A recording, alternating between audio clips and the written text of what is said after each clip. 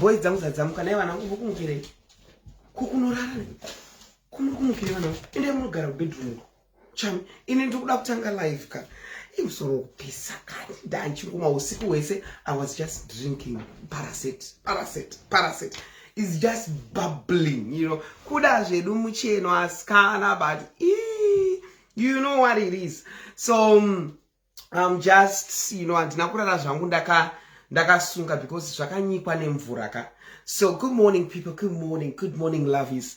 Zvakanyikwa zvinongoitwa express my braids. Akanyikwa mvura inopisa.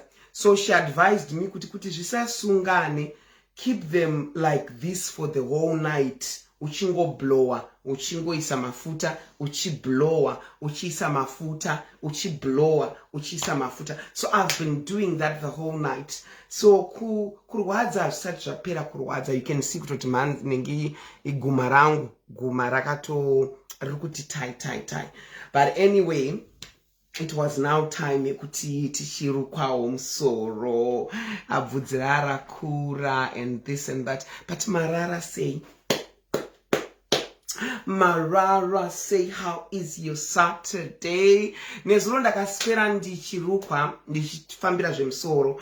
So ndakatozopiwa update na kamuchacha nezo chinzi ko Tate inda kusangomirawo neni, you know, papa chitenderera nyaya dzemachats ende papazobuda zvemasamonzi here muda asamonwa asamonwa na lawyer waTinashe ku America kunzi akasa deleta mapost like ndotoshamisa kuti anodeleta mapost because muraka uya achiita live papage pangu. So kana anga ari masummons ari kufana kutumirwa anga achifana kutumirwa inini kuti can you please take that handitangike manje ndo especially kana ndakamira netsvimbo dzangu natwidza handitangike handizi munhu anotangi ndikutoshaya kuti mura anotumirwa masummons pakai.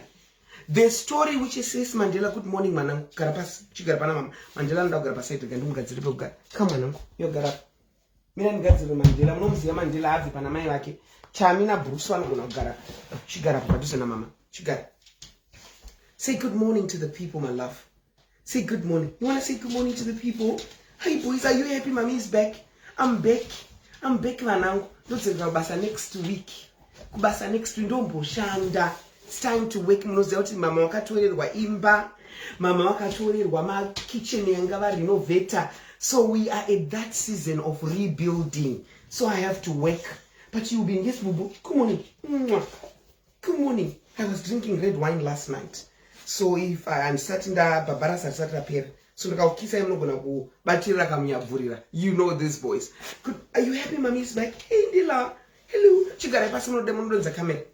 Chigara pasi vanangu. I love you. Chigara pasi. Mamorisa vanhu mati good morning Facebook family. Huh? Mati good morning. Chigara pasi. Good boys. Good boys. Chigara ndokupai chikafu mai manje. Andisika ndokupai chikafu kuma 11ish. These are my boys. These are my babies. You can see them. But takarara tiri bedroom. Kana ngozodarika ndimuke zvangu ndimbote vanhu mamukase ndichimbonzwa nyaya dzakamuchacha chienda kumufonera. I hope failure hana kubuda kana kuti hana kurara. We want to hear. Because kana iri nyaya taking down yemasummons ndini kufana kurisiva masummons. Kuti dear Tatelicious, the live you did on this certain date has exposed Tinashe Maposa. Not kuti Felicitas anouya kwandiri achi take down. You know me, I don't take down my lives unless ndaashumba yatafadzwa iya yemutwini wangu ndo yandakaita take down. Because my mother, it's not good for your mother to beg to you. I don't want to have that burden. My grandmother, she did beg. No, I don't like that. But this issue, you know, I love it when I speak English. This issue, it was a breaking story. Garaipa sana. Ndela, sit down. Chan, don't vare. No garabas. Go sit down, manang. Go sit down. So this issue was a breaking story. People had to hear because paingo famba one narrative. Ye family kwana Tinashe Maposa iya yekuti muraka zotuka tatenda na mai vake that and that, and people were starting to just say we know Mura, we know it didn't last, what and what, and she had to speak her mind. So are we then concluding kuti kana marriage ya parara one person should talk? Because Tinashe ndiye akatanga. Who gave me the my voice notes ningi Maposa family chat? It's Maposa family. They wanted me to let it out.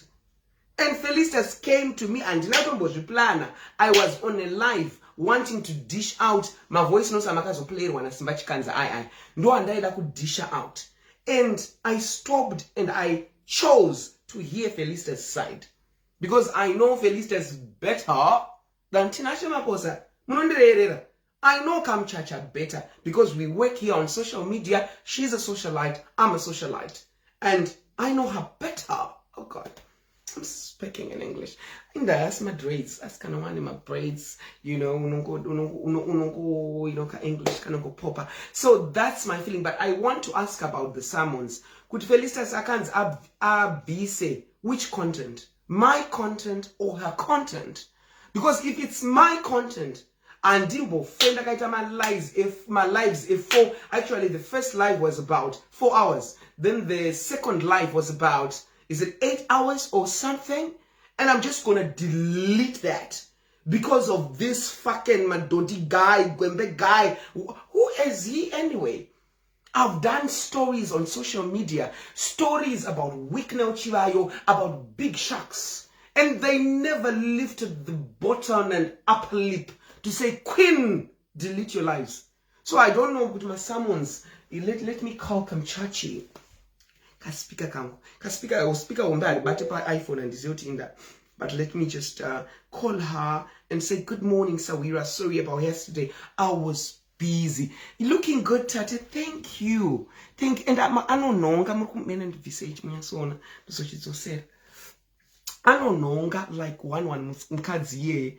She's talented zvake anononga but zvinenge zvichipisa semunhu akadi semunhu akaruka zvinyowani but zvinenge zvichipisa but I needed it semunhu akuendawo kubasa so unombodawo kungoti kasalari kanopinda kaikaya omboisawo kamari kekurukwa musoro so that paunoenda kubasa uchichengeta chembere dziya vanhu vanoti uyu anotigeza akachena unoza zvinongowedzerwa mamax kubasa so because toda kuchengetedza basa you know so uyu anotigeza akachena uyu anotibikira tea ndo zvateichiita izvo zvitobika tea tovapa mapiritsi avanofana kumwa you know it's just like a nurse aid sort of but nurse aid I think riri pamusoro it's a personal assistant because takati nurse aid handina kuenda kuchikoro chekunodzidzira kupa vanhu mapiritsi okubaya ma-injections but it's something like below a nurse aid. Saka ndo zvandei ndichiita nditori kubasa kana mandiona paipai ndichitenderera ndichikwira ndege ndichidi vanenge vachienda kumavacation varungu ivavo but aiwa ndoda kuenda na Tatelicious ndoda kuenda na Tatelicious so that anenge achinondibikira tea kana kuti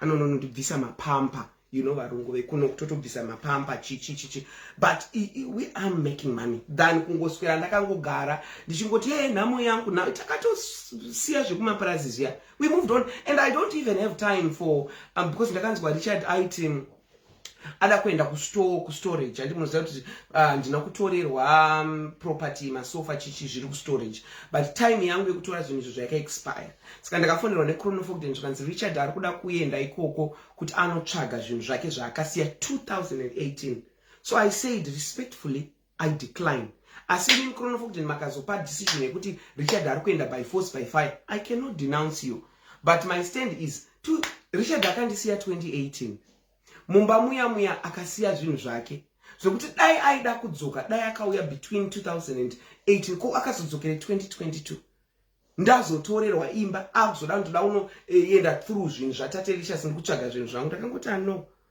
no so I don't know what will they decide but anyway it's in the past I have moved on and I'm grateful to God I'm grateful to the prayers you gave me I would have lost my mind. You know it was not easy for me. I'm sorry mambondona njichema ini. Ndakachema katu. Pandakaruza imba. Nepandakarowerwa mutwini wangu kechitu. I'm not that person who cries easily. But I've learned something in life. My dear Tatelicious. My dear Baba Tanya. Work for your things. Chezi yarako achife chakawaya chitorwa nemunhu achiti ndichangu. Work for your things. The same with Feli. She has worked as off. Mari dzese dziya dzadziri dzekuhama kwaFeli and she need her money back. It's not kuti kamuchacha ane mental issue munhu anoda mari yake. Can we just give her the sanity of saying, yes, she deserves her money back? Feli can be Feli, but she needs her money. You know, hey, before I started this live, I created this page personally, not kuti ndiuye kuzo surwa kana kuzopiwa fatherhood or motherhood. I joined this social media to entertain you.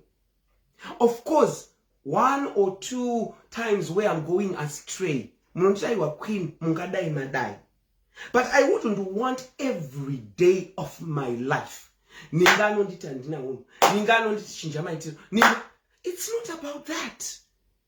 Those are Felicitas as we speak. My lives are I don't like loveness. You know, I've never liked her. Felicitas. Felicitas are hapo pa live e. Murikutsudza Felicitas ari kupi. Kochimu edaika pa live. Because it's really pointless to do a live show and you let people call in. I'm a social worker. I'll be graduating by the grace of God. I'm graduating next year in August for my bachelor's in social work. You cannot talk about the situation when the primary person of the matter is not available. Amutsure munu asipo. Have guts we loveness not ntaura na Felicitas. Chidedza ka Feli. Ndokumbira kuti uye pa show yangu. I want people to call in. And you know how it will end. Felicitas haazi munhu kungomudza ngoti Felicitas wakapaparika, Felicitas wakadai. It will not end well. So it's now for vanhu vakafunda. Vanobva vati, but this lady anonzi Loveness has been doing live shows after live shows. Achi udza vanhu kuti fonai and ari kuprovoka vanhu. Because vanhu vari kubva vati kuna Loveness, oh, you're not biased. Oh, we love your platform. We love chikuva chako. It's very biased because Mura is not there. Takunyasotaura on an intellectual level. Haunditsure ndisipo. Haundigarire daro ndisipo. Unless I'm there, then things might change. Might. Not saying to chanduudza ndoterera. No, ndiri munhu mukuru. Even my mother, there are some certain. Poster chat here na mai vangu. Tatenda chimbonditererawo. There are issues na mai vangu yekuti ndinoti no. Ndinoti no. There are issues na ashumba veve. Ndinoti no. For example, mwana wangu Tanya. Ndakati ashumba. Tanya wafakaro. Whether nemi kana nehama dzenyu. There are issues I said no to my mother. Because now I am in Europe. And we have learned through the social welfare of Europe in Sweden and through my studies in social work kuti mwana akakura achirohwa ano damage ka mental system. Sometimes munondoona ndine hasha dzisingati makambona ndikadenwa ndopupa zviya makuriro andakaita ndairohwa ndakarepwa kuzoita HIV andinoimba yandinoisa pamusoro nje ndakarepwa nehama yangu. And I never had that kind of, kuti mwana chichi. I never had it. Vamwe blame ukutani kutongo ini unhu chikadzi wainetsa chino, all I understand. But I never felt that love kuti ndiri mwana ndinoda rudo. I never. So I have a son now. And my son must have a better life than me in mbereko wake. So I sat down with my mother ndakati, yes, Tanya chiro akanzaita musikanzwa kwandiri baba wake. I know how to speak with my son. Because unoziva kuti ukarua mwana akabonzwa. Kunze uku kune vanhu vasinga for example vanhu vemaraini, mwana wangu anogara kubudiriro tu kana asiri kuchikoro. Pamwe kumaraini ikoko mwana yeye haasi vekumaraini vari kutaura nemwana, havasi kumurova, havasi kumushauda. Mwana anopesera kuti kunze ndo kune rudo instead of mumba.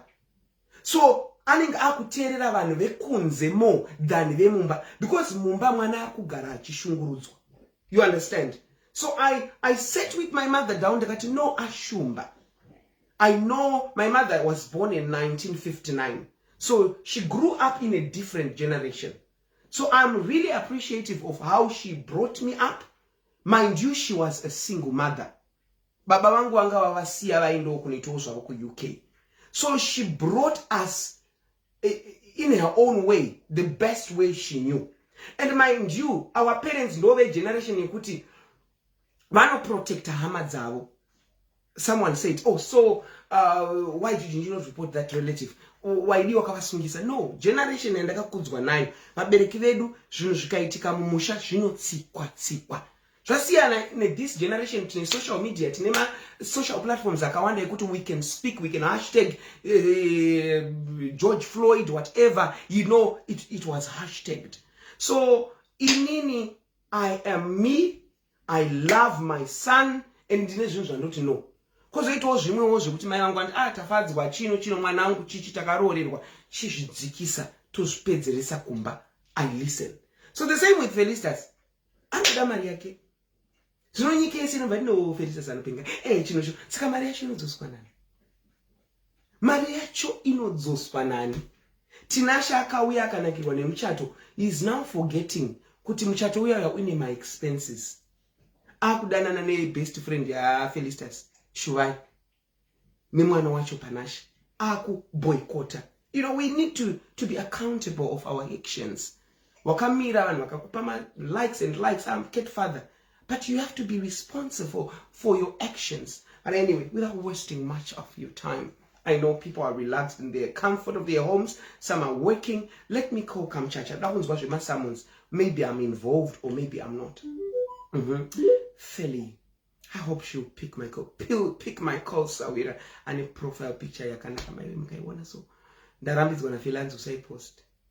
And a profile picture yakanaka volume.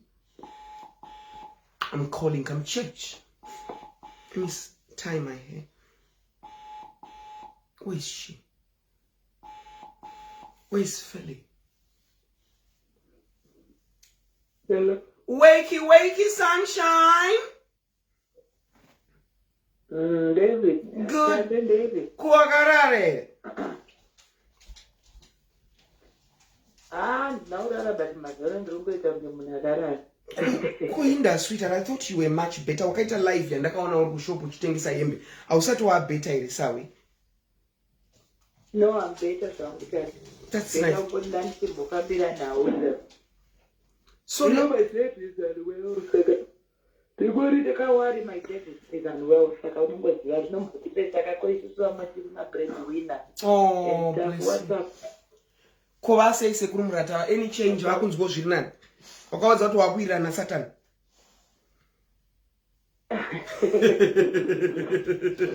Chamina ugara pasika nai.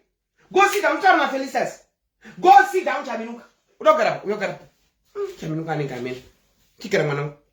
Naifeli, sorry about yesterday. You prefer me eventually vanenge vabhozha.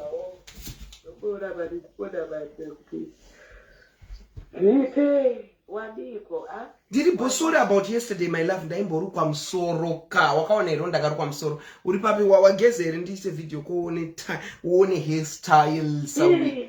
Kana I'm a mess. And ndimboona ndimbori kumba like I said my dad is wrong. Saka nangambo manya kumba kwedu kubiro and stuff. So Naifeli, tell me about yesterday. Ngatitangire ipa chat ndakaona ichicirculate. Actually I didn't sleep because msoro wangu waipisa. So I was just going through what has been happening on social media. So I know you want to rest, but I'll take a few minutes of your time today. The first one, chat ya circulate iye kunzi wakaenda na Mai something nice. We're on live here. I'm on live. Oh sorry, I forgot to tell you. Ndiripa live, bro. Ndiripa live. Say good morning to the people. One that sorry can come chachi. Cheetah, good morning to the people, darling.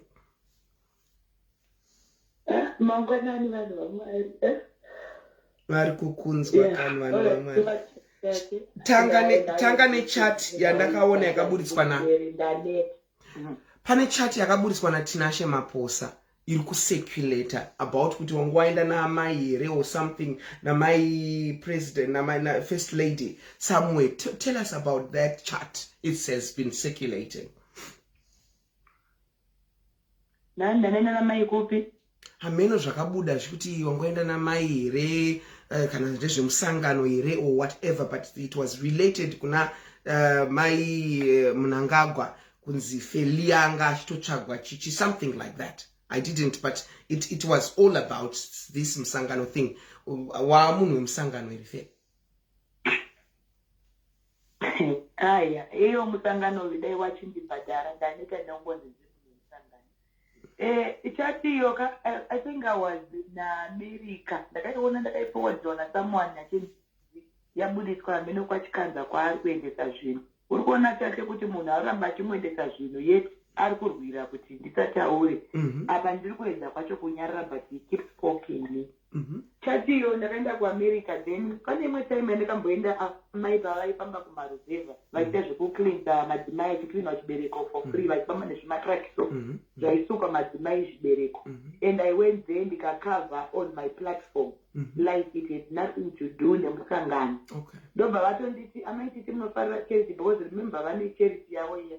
Kati munofarira zvecharity sereka Mai Titi, toda kuti mumbokava zvatinoita zvakanaka. Ndikatoti aiwa inini handi mune zvecharity kuti zvokubatsira ndinotoda because that's my passion. But zvokuzoona kuti ndiri wemusangano handidi, but anything to do with charity count me in.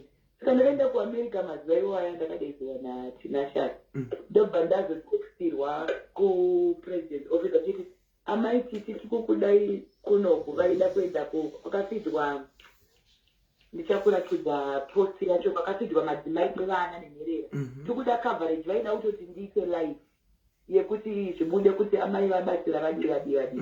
Ndobva ndati hatisi kukuwanai pafone penyu because main direct call yakaitisaite papaguta mawhatsapp kokoza WhatsApp kuti ndandisiri paRomans. Ndobva ndatovati ndaenda kuAmerica, I'm sorry, handina kuzoda kuupdate ko ndaivaupdate reiko handiyashandireka, ndakangozviendera kakuAmerica kwangu. Zikanzi umange ndatichikudai, ndikati handi kuAmerica, mbva watoti alright. Achitondidira izvozvo because I think the chat inotozotaura futi kumaendi kwayo kuti amai vangu vasaunopa nherera neshirikazi kudiwe, vangu vachida coverage yelife. Ndobva saka musiwo message yakasvika isingi ndiri mumba maTinashe ari kubasa. Ndobva ndatozvoti ona ndachipinda mumaproblems. Ndakangoenda handina kuzoziva kuti vati vanhu vachada kuramba vachishanda nini because panyaya yekusukwa kwezvibereko ndakatombopa speech rekandigotsvaga vhidhiyo yachona paisukwa vanhu zvibereko chiti inini ndorarama neutachiona because ndakaenda ndichiti madzimai anotya kubuda pachena, paitarwa zveurwere zvemasiki. Ndikati inini ndiri mudzimai ari kurarama neutachiona hweHIV and handinyari about it. I drink my pills, I take my meds, I am a free spirit. Saka iwe mudzimai usanyari kubuda pachena now even kusukwa chibereko akutyise because vakadzi vamwe vanotyaka.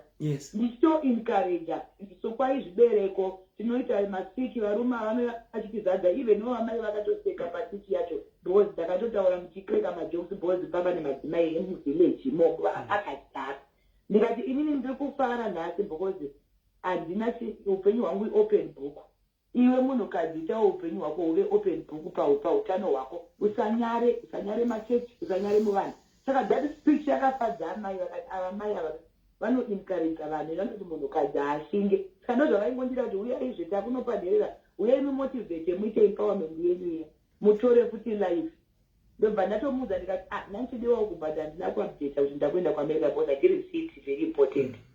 Saka ndakazoona chakutenderera chinzi muzani ofunga kuti naiwe tati zanu inei chekuita nekunyengwa kwandakaitwa naTinashe, zanu inei nechekuita nezvekuitika panguva dzino. How do you just relate everything to Zanu? Pay the money you took. Don't involve Zanu in you asking for money behind my back from people. You know? And ndosakaona tateka as much as ndiri kuda kunyarara, ndosaka ndataiwa vanhu mune mabits and pieces muri kupatanidza zvinhu zvamusiri kuziva. Nyaya iyi ndichava nayo, remember pane marecords nemarecordings nemahappenings nezvakaitika zvese zvitori on record zvekuti kungoplay ndichaita alive iyo handinotombotaura zvakawanda, ndoda kungoplay ari marecordings.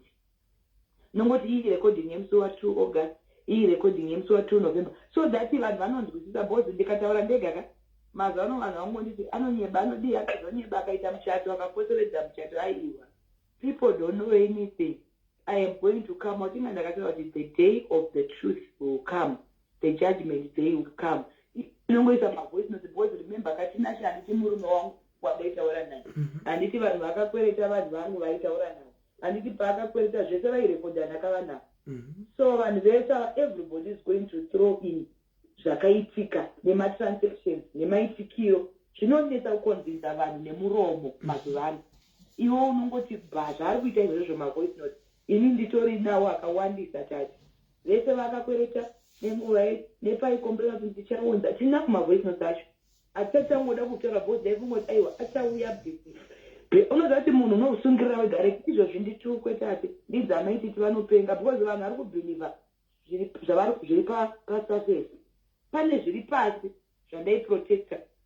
Saka ndichazviudza kuti vanhu vazozoti aizvi ingawani ava mai havana kukwana but uyu akangofananawo namai vacho kusakwana yatori mo ona. Saka ndakati nguva yacho ichauya ndofuma ndakambotaura patachiti I will come. As much as people are saying usauye just keep quiet, no, sometimes unogona kutorovererwa pamuchinjikwa. At the end of the day the truth needs to be said. Ini ndine marecord, ndine zvinhu zvine proof with receipts and audios and voice notes, even paikumbirwa dzimari, even pavaizomuisira mamessage akiti Tinashe mari yedu waitomunzwa achiresponda muchatomunzwa nekuti maaudio acharipo anti zvakapresa achinyeba achidini. Saka hatidi kuwanzojaja nyaya. Ndosaka ndasoona ndanyora post I was feeling very heavy. Ndikati guys ndoda kuapologize kune vanoti kana ndazouya ndakupenga unoona Tate ndiri munhu anotsamba. Ende kana ndatsamba ndokugona kuti agona kill you like zvaari kutaura izvi. But have I killed anybody? Timbozvibvunza. I've said so many times I will kill you kune vanhu. I'm going to kill dakukumamisa. Ndiudzei one akambomamiswa naMai Titi. Ndiudzei one akambourayiwa naMai Titi. Dai ndaiuraya munofunga kuti evidence angadai ari penyu here. Ndakutanga neari padhuze. Dai ndaiuraya Stereki, do you think this evidence will be alive? Nezvaanondiita chero handisonzi ndiri untouchable, ndiri zani ndiri untouchable. Ko evidence zvandakamitira kana peace order chaiyo yekumutemo inga anongouya wani achindibrutalisa even pamusoro pepeace order. Instead of mumuzo iyo akatorwa peace order nyarara haasi kunyarara tase. Ndakati alright ndiri wezanzi rega ndiregedze zvezanzi rega ndiende kucentral ndakanoripota kunoripotwa nerudhende rwese but still evidence anouya every day achindibhesha anotoita override peace order yakamuti don't talk about your Felicitas.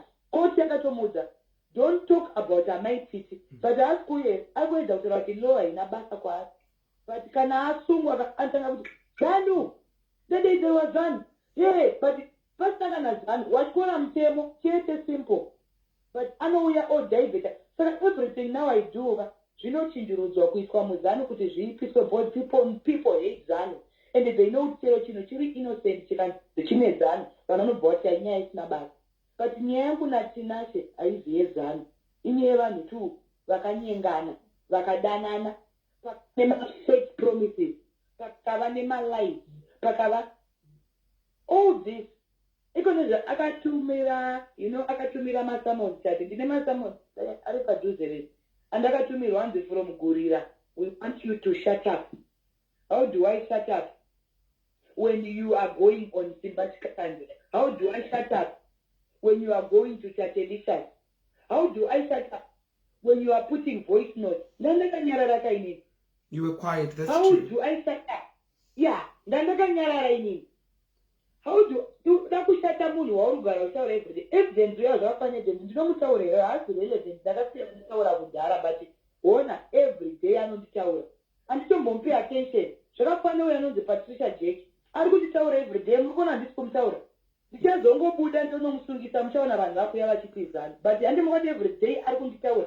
Ikone zvanga kunyeba kuti daido poisona madambos Tatelicious zvine musoro daimupoisona ndiri pai hazvina musoro she's painting my name. Ndazosimuka every time I act vanhu vanorwadziwa neact yandendaita vanhu vandangoti ndingonyarara vanhu vachindimamira vanhu vachinditrola ndikapindura muri kuziva zvaari kutaura akutuka murume kuti gwembe but muri kurealizera kuti murume uyu ndiye akanga andisa mukanwa wameshumu ndiye akanga andisa mukanwa wamaTatelicious wekuti Tatelicious You're sure that day Feli, let me hold you there. The same man ataka hondo Feli ndakumupindura ndichitaura Feli yeah ndati that day wakafemerwa nemudzimu yako naMwari wako, that day I was going to be on my 1,000,000% to let the story. Ameno chakaita utundifonere. And mind you, I was not speaking with Felicitas. I think you know Felicitas. I posto zvakachindi nyomba ini ndichiposto zvangu ndichimunyomba. You know, we were not on good terms. But that day, the God he praised intervened. It was a spiritual, divine intervention here.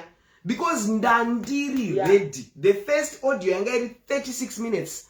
I was ready to, you know me when I do my things. But anyway, now I'm on your side. I had to intervene. Can you stop? Even here, Queen Boss, I'm here about Aka blog, but you know he is not blocked. They are a monobukuru.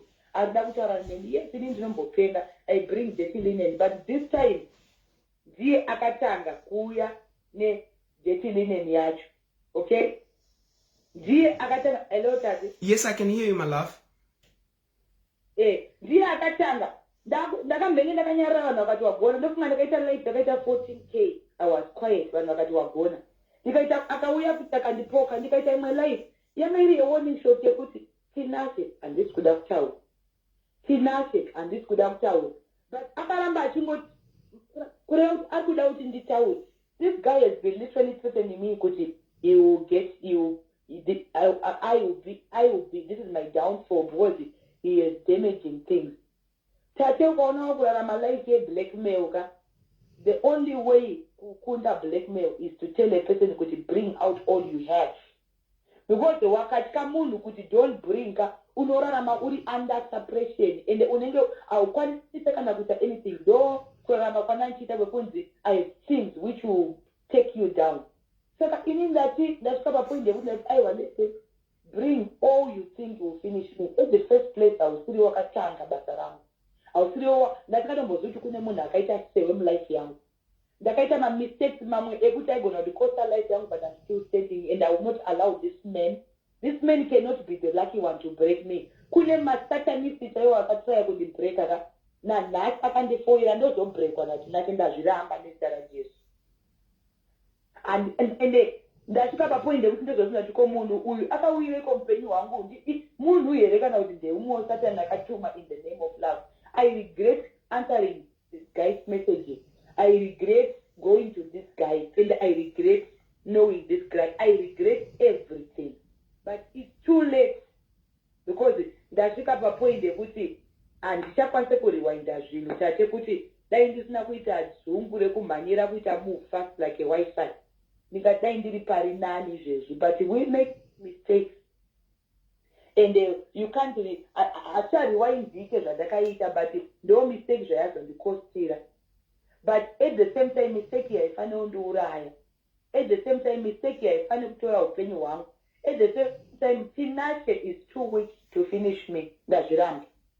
No, you cannot be finished. Tate ndichauya zvese zvaari kuita izvi Tatelicious ka ndoda kumbomusiyai izvi nokuti shut up nemasamons ekuti shut up ini nandinyararidzwe nesamons. I had a question ipapo pemasamons. Mai Titi, I had a question pemasamons ipapo. Ndamuudza kuti masamons ako aya ndakatomisira message nezero manhero acho ndikati tell your lawyers I'm not going to keep quiet kusvika iyo wanyarara. Saka vanhu vari kundiudza kuti nyarare endai munoudza Tinashe nhai mbakabai madii kunyarara muone kuti benzi iri harinyarari here. So don't come to me. Don't come for me. Go for him and tell him nhai mbabai madii kusiya zvasi mbachikanzwa muende kuinbox kwemukadzi wenyu munotaurirana. Inbox yangu is open. You know? We're listening. Inbox yangu is open tate. Murume wedai azoda matalk sunge zvaari kunyebera vanhu kuti he wants to talk. Angadai akauya listen Felicitas. Okay, let's go back to basics. Chii chakaiti. Tonyatotaurirana kapatikanyengana tatiri tu. Kosei kwari kuda why achida pasocial media zoti ndo pane power rangu. Anozoti ndo pane mari yangu. Ndo pane vanhu vangu. Ndo ada kuti nditamishwe bhozi. Anoziva ndo kuti pane maenemy yangu. Why is taking my marriage to social media? Yeah, imboti murume uyu ndakamuramba ka 10,000 kanosvika Tate, but he was the one to beg me. Handina chinombondirwadza because handamborambo kana Tinashe kusvika nanhasi. Nhasi taenda fonera sekuru vake ndikavaudza kuti mutore gupuro kubva kwedu because handichada. Ndini ndatovafonera sekuru vacho vari kutsika madziro. Saka Tinashe haana kundiramba zvekunyatsonzi nevanhu ndiri. I'm not bitter because murume uyu nanhasi kufoni kwangu hakuna message yakanzi ndichakuda. Ndatoudza sekuru nhasi ndavafonera ndikati sekuru uyai mutore gupuro ndimi mai vemunyai because zvinhu izvi hazvichagadzirike because ndikutoona kuti hazvichagadzirike. I would have loved to talk things out with this man. I wanted to protect this man. There is a time yandakada murume uyu Tate, I can't say I don't love this man. Ndechinyeba. There is a soft spot which was there. Nyamwe ndakamuta anopenga negwembe. Ndaimuda kana ndakamuda zveise negwembe racho. And I won't take it back. I said the truth which was not supposed to be said. And I won't take it back because ndikati oh sorry no. Zvatobuda. Never Mai Titi waitukire murume waiwa ndaimutuka nekutanga ndakatsa mabhodhi anga anditanga. But there is a time yandandine soft spot for this guy. There is a time yandada this guy. Even up to now, I feel pity for him because I was not supposed to expose him like that. But after kutanga ku expose I mean, asingazoti neyo. Of course, I'm more powerful and more famous than him, but along the way, I don't know what I've lost a lot. But here also on this side, you will lose something. Yes, I'm a brand and I'm a big brand. There's no one nika. But andingafire brand ndichiprotecta munhu ari wrong chinzi you are a big brand aiwa. Brand rangu ragara riri controversial Tate. Harishamise brand rangu I had a very controversial brand and harimboshai endorsement. Ndizvo zvinhu zvindikukuda kuti urwere hwauchiita kuti ndisaite basa. Nditori endorsement akamira isara newe ndiri kubuda manje ndikangodzokera mumba pangu ndakutogeza ndine bridal shower. Neupenzi hwangu hwakabasa kuti zvanzi nimi murume mazotuka murume uyai mutiraire toziva kuti munotiraira tichodzidza. Ndikavati kana I'm not in a position yekukurayirai honai zviri kuitika kwandiri honai ndakatuka murume ndoya ndichikudzai kuti usatuke murume ndichituka tikati ine hatina musati waitoandinei nazvo ndini ndakakupai mari uyai mundiraire nekupenga kwenyu. I'm still going because ndiri kuda mari ende vanhu vane chavanoona chakanaka mandiri. Nyangwe nenzita dzangu dzichimbotacha handirambe dzinotombotachowo. Saka murume uyu Tate dai ari munhu anofunga aigona kuuya otaura but ane pride yekufunga kuti upenyu hwangu huri mumaoko make nekuti azondinyenga ende azorekoda a few audios. A few audios will never kill me. No. A few whatever. I've made mistakes in my life, terrible ones, but I'm here still standing. Then how do you think with audio? These are silly things that can be forgotten in time, but things happen different shifts, different days, every day. And number one, don't know that I will be some audio and those out can next month go and was but what have you done? Dai aikoshesa muchato izvo zvinongoratidza kuti haana chaakaisa bhozi muchato uyu ka dai anga akanyatsobuda dikita rake murume uyu ainzwa kurwadza kwemari yandakabudisa nekuda kwenhema dzake kwete dzangu. Dai aikoshesa marriage angadai asinoka ini ndakaikoshesa saka ndainyarara ndichiprofita bhozi yakati it's one of the most expensive marriages I have ever been and ndandichiitreasure because yakatora investment yangu yeupenyu. Yeah, you're 50,000 and the married Tete chichi. Yeah, this marriage yakandikostera zvekuti ndandida kuiprotecta and ndachida kuichiva but unfortunately haizi yangu it's okay. It will pass. Mari ndowana imwe Tate ndatotanga ndizvo zvindikwenda kubasa nhasi ndikwenda kubasa mangwana ndikwenda kubasa ndiri kumashure nemapayments and all that but it's okay. Zvichanaka ini ndagara ndiri munhu anohasai always ndizvona ndiri kushoponga ona ichitengesa matenda angu ndakatobve ikoko ndine kamari. It's okay. We fall and we rise. But murume uyu won't be the one to take it down Tate. Ndazviramba hangu. And also zvekuti hanzi vanhu vakati anambovhura GoFund. Tate nyaya GoFund ndiyo ndakutumira kameseji vakati GoFund yanetsa vanhu vari kutaura rubbish nenyaya yeGoFund. Not okay. Muri munhu wemaraundi, muri munhu wechini ndakati ndakatoramba because I knew it would come to this. I'm being attempted for a GoFund I never asked before. My funds are like it was not bad. I don't even know to GoFund because it's like a charity. Not even a citation, my words, remit, not a case, no matter what. GoFund, that's not a boy, zero kuti.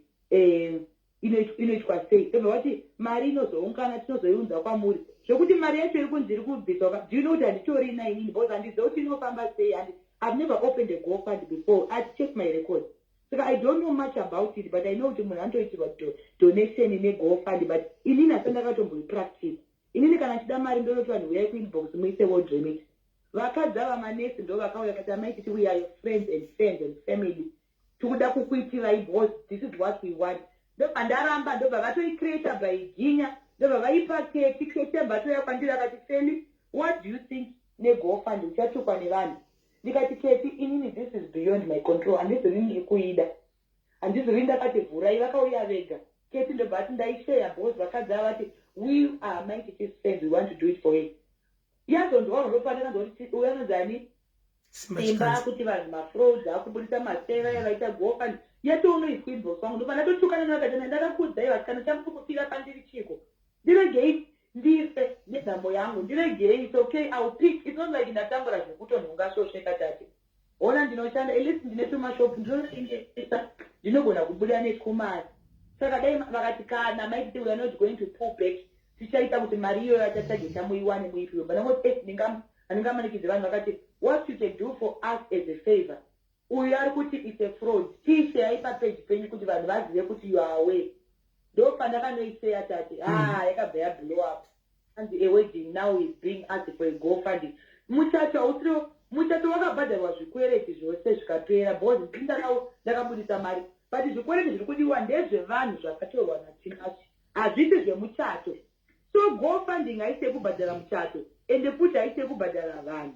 You understand? Haisi kubhadhara vanhu GoFunding. Vanhu vakatorwa zvikwereti naTinashe vari kuzikanwa naTinashe vari vaviri. Ndo ndiri kubveta kuti bhadhara vanhu ivavo hazvinei nemuchato because muchato kana ari Keli kumana wakabhadharwa cash neni kati cash ndina chikwereti naKeli haisi mari yezvikwereti ndeyangu yandakatora yemubhenki yemari yangu yekuvaka. Kana vari mabhendi akapefoma ndini ndakabhadhara, kana riri keki ndini ndakabhadhara. Saka hakuna hanzi yezvikwereti zvemuchato. No, people they just want to twist things. Tinashe ane mari yaakatora ari kuiziva nekuti vanhu vacho vakatora navo kuseri.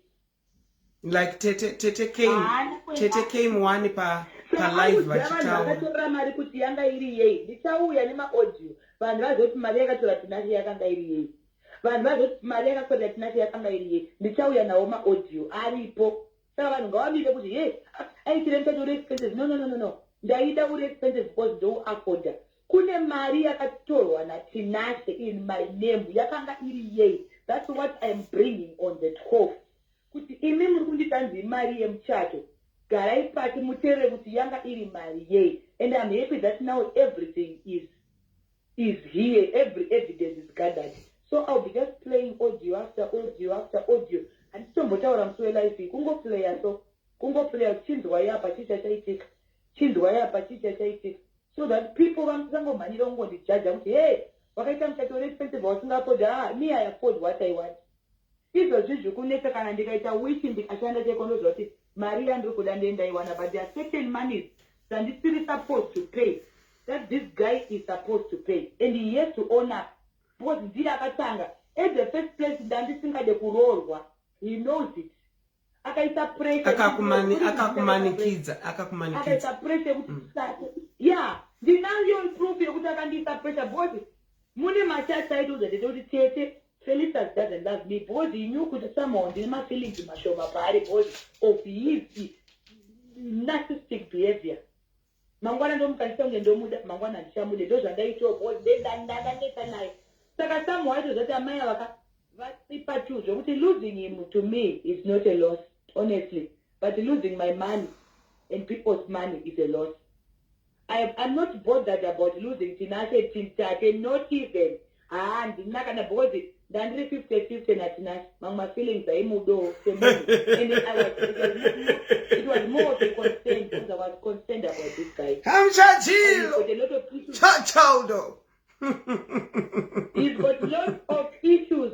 Zvinoda attention. Ndiri perfect. Ndinotoriwo my issues and attention, but that guy needs attention. Chaiyo iri serious. And I was there for him as a person anombobatsira vanhu. Ndakavepo semubatsiri wake, but akazotondiona semunhu asina kukwana. Saka on this one ngatingobudisei kusakwana kwedu Tete sese hatina kukwana ini handitombo ndakakwana handitori no saka ngatingobudisirane kusakwana kwedu iye ndichibudisa kwake ngatiregedza kuti ndikaze kwake iye abudisa kwangu. Pane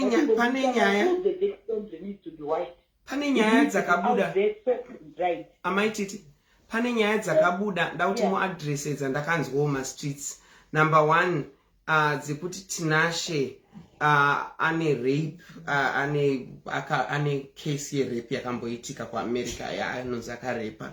Then number 2 Tinashe mushure mekunge maita reach out kune company yacho kuti Tinashe murume uyu my current husband abused me, raped me, and ari kundishungurudza mentally. Iye akambaudza vanhu vekubasa kuti Felicitas is a mental case. Can you address those two issues? Yes. Can you address those two issues? Yes, akavaudza vasine kubasa saka ndakangotora video yaakataura ndikaidzosera kubasa kwake ndikati, so I came to you crying for help, then you called me a mental case. So where do we cry for help if you protect Tinashe? Yet ane file ririko kwere kuti akamborepa akamboda kupoteredza munhu vakatouya akamboda kurepa musikana yeye achauyawo palife on the day. Oh, you reached out kune musikana wacho. Okay. Yeah, musikana akamuti ane pfuti musikana uyu akamuti musikana ndobva ripota mapurisa akauya akagwedhenura imba yaTinashe akasteka everything akazoshaya pfuti bhozi aida kumurepa ndobva asevhwa nevanhu vepakambani yake because agarisa kapa saka vakungomuvharidzira.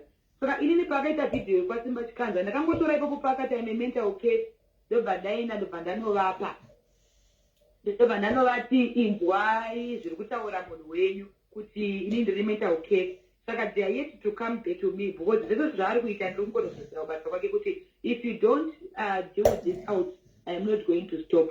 Vanomuprotecta yet pabasa pavo failo racho rakadzurwa ndinaro I am going to expose it nekuti ndakaripiwa because at the end of the day pakampani panotoitawo vamwewo vanhu vasina kukwana vanenge vari two-sided. Saka neniwo nditoriwo nemafiles anoratidza kuti murume uyu anotoriwo nemaissues. Saka ngaaregedze kuyaisa Mr. Perfect iye tachiziva kuti ane dirty laundry dzakewo kubasa kwake ende kubasa kwacho wobva vanomuprotecta kuita sex. Havazvizive kuti murume uyu ndozvaanoita kumanikidza vanhu sex, havazvizive here. Saka ndakangonoraisa audio yoyo ndikanoti, so I came to you to complain kuti murume akadai you know me boss ndaimboenda kakubasawo, so they know me and they know I'm legally married to him. Yeah, so after coming to you ndanyora chirungu chese ichi muri kuti chirungu chemunhu ane mental problem, muri kuti ndiri kutopenga here zvandiri kutaura izvozvo. I came, I showed you proof, I showed you audios, I showed you videos. So Tinashe is boasting kuti imi maboss ake mati what is wrong with it, the boss magoogle past yangu. My past has got nothing to do with me being a victim of abuse. Muchero gandanga rinogona kutoabhuswa rikatopusawo mufunge. Saka musada kundijaja because I've got 5 exes. 5 exes has got nothing to do with what this guy did to me. Ngatitonge nyaya iri yaTinashe kuti mutanziwo wakambodana nenge. This guy abused me. Let's deal with that. Akatanga kuti ndine case kone zvipamapepa ake pakanzi do you have proof yekuti abuse mwana wake uya. I will still stand and say it. Ndakatombosvika pakuti mukansela inini mumwe musi asikwa ari kubata mwana wake ataure chati Tinashe ari zvafanike Nash kuende ka anosweya murume uya Nash come here. Ndakati naye unotaura sei kune mwana iye akanyarara because anotya baba vake zvekuti haana freedom. Tinashe haana relationship nemwana wake kwete kuti nekuti anzi ndasiyana naye baba anozviziva iye kuti haana relationship nemwana wake. Asada kuya kuti anzi ari kuti ndiri kuabvisa mwana iye achizviziva mwoyo make haanyare kuramba zvinhu zvandoziva. Nash anozviziva zvaita mwana.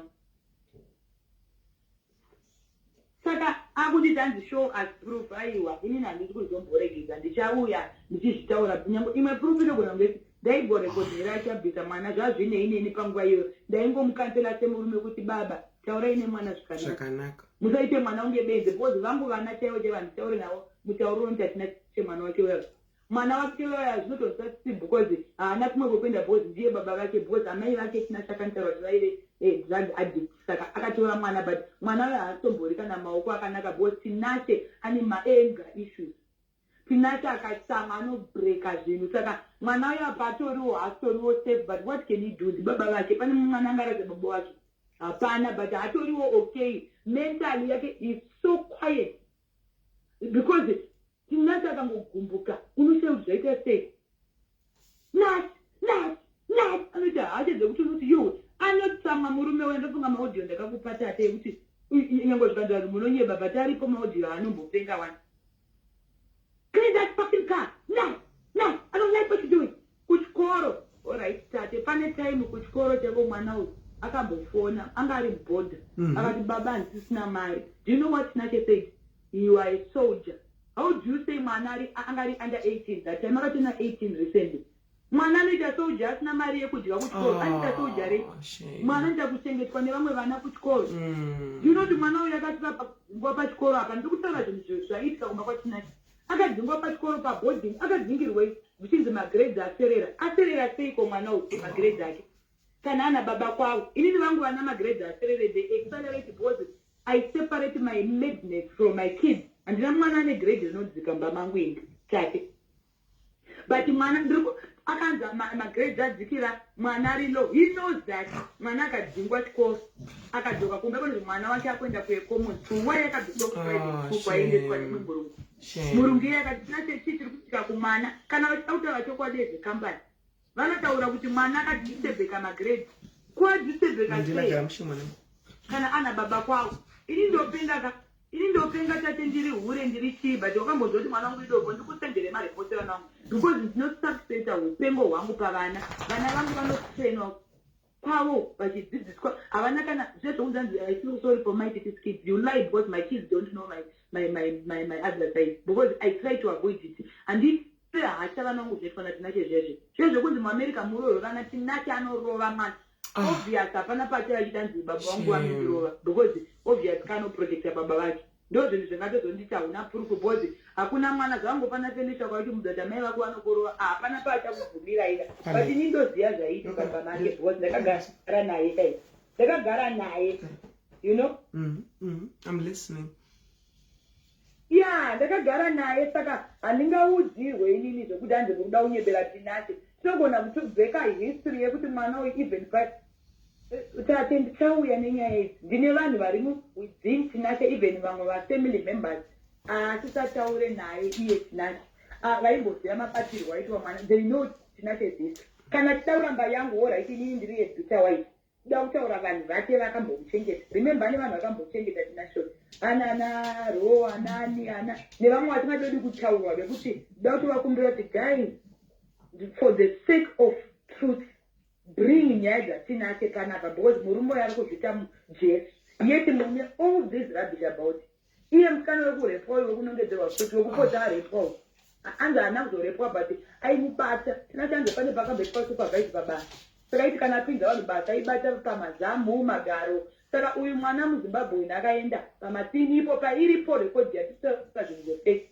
hanzi achimubata hanzi kumba mudzvinyirira kuwo mwana uyo achimuti I want you Tinashe is a sex predator murume uyo anoda sex tate ende anoda sex zvimwe zvokuti unoshamisika ndobva ndakagara naye ari obsessed ndobva ati kune mwana uya ndine futi anzi anga mutomuchinjira even mashift mwana uya akapiwa mashift ane extra iyewo muchinji I have that on record mwana iye nda kutomutsvaga because anogona kuuya kuzora because mwana iye up to now akavenga Tinashe nasi akazobva here pamatina nyaya idzi dzinozikanwa kuti aiabhisa vanhu because anga ari supervise but ada kuuya panapa achiplayer victim pabasa chaipo unobata vanhu uchidzvanya vanhu mazamu ozouya kwandiri kuti hanzi ndiri kunyeberwa ndiri kufremerwa ndida kuurayiwa nezanu zanu inenge iripo pauno uchibata mazamu evakati zanu inenge iripo paunenge uchiita sex yekuti angoda kuuraya munhu zanu inenge iripo paunenge uchida kurova munhu uchiitisa munhu dog style inenge munhu anopenga ine iripo zanu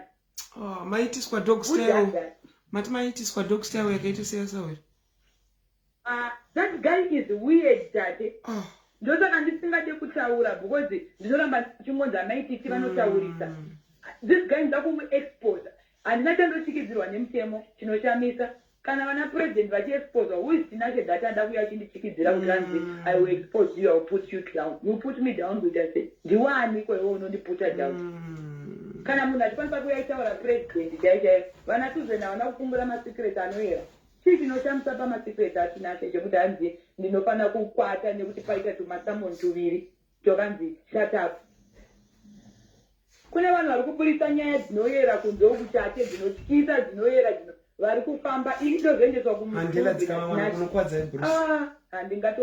ndingamwe poison ndakabuda zvikuru zvinodarika kutsikidzirwa naTinashe ini tanzi you are exposing too much. Ko iwe kana uchiti wakuexposewa too much ko why did you cross the line?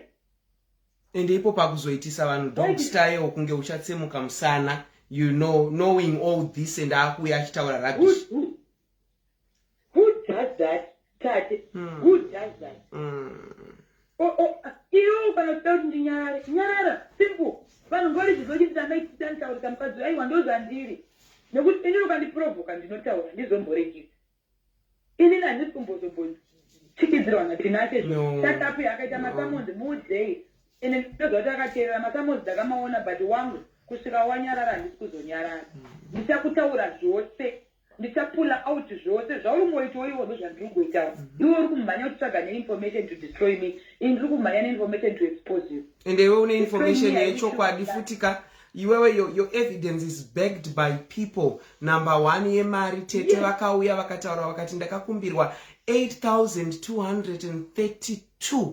Vakauya vega Tete vana hatina kuita mavoice notes. She came Tete Mildred veku UK and Mura akafonera banka wake ndiripo zvikanzi sure Tate I released 50,000 kuna Mai Titi after ndaita ma days 4 days ndisingataure nawo ndichiti mari iyi ndeye kupedzisa imba mari iyi nde so evidence dzamura it's backed by people. Izvi zvaTinashe maposa it's just Tinashe maposa. Aiwa, arikushandisa hwa. Nani bapana wangu chikafu. Wechiko naiwe tituko Zimbabwe isusu. Anditekezerwa andinakana nzara yekuya kwaAmerica zvekero zvikati ndona yekuya kwaAmerica. Tatera handitombodiwe kugara kwaAmerica ende iye anozviziva.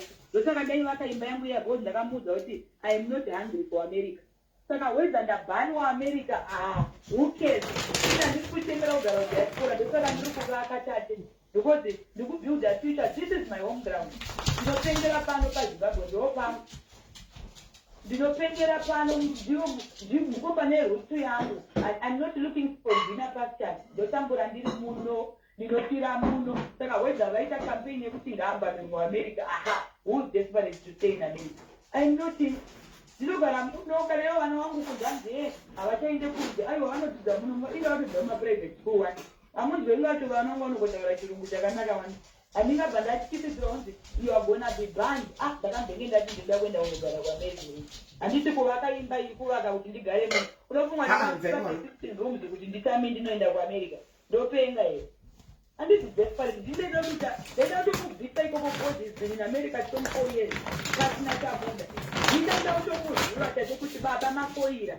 You have failed in America. Come to Zimbabwe. Mikoto yekutsvaga mari. Because if as a patient akoira vese vanhu vari kuAmerica vanoziva ndingoti pana nelicense. Which means wakoira kunzi kwako hakuna calling yako kuAmerica uko. Uya kuZimbabwe ndokune calling yako. Ushande zvinoita vamwe vanhu zvitambikomo zvatinoita izvi zvekuti kandirana mari dzake dzemapirisi dzaramba because 24 years what Ndela. That's a lot of time for you to be broke like that. 24. Amwe kutenga dzimba tikuona pamalife ekuAmerica kuDesktop. Vanhu vari kunoshanda kuvatinopeketa tinotariswa kuenda 4-5 basi. Kuise tiko mari. Iye taimbotitumira tuma 1.5 ko imwe yacho iri kuenda kubva una kana chitangwena musha wekukwekwe wakuparara. Izve uri kukuisa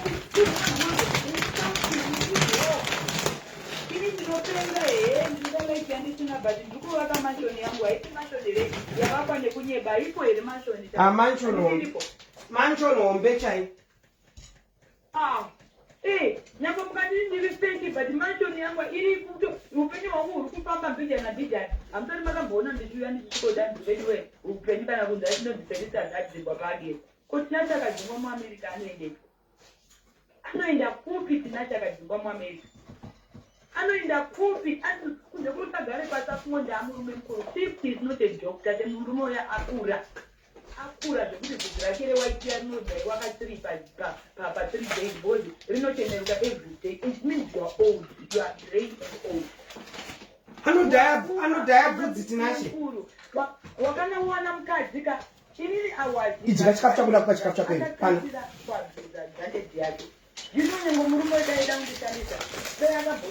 Mira Feli. Mira nibona matira chikafu. Mira Feli. For the food before us, we thank you, Lord, in the name of the Father, Jehovah Jireh, the Son, Jesus Christ, my Lord, and the sweet Holy Spirit. Amen. Feli uyatichike ndakumbodya zvandakatenga nesuro uyatichike something.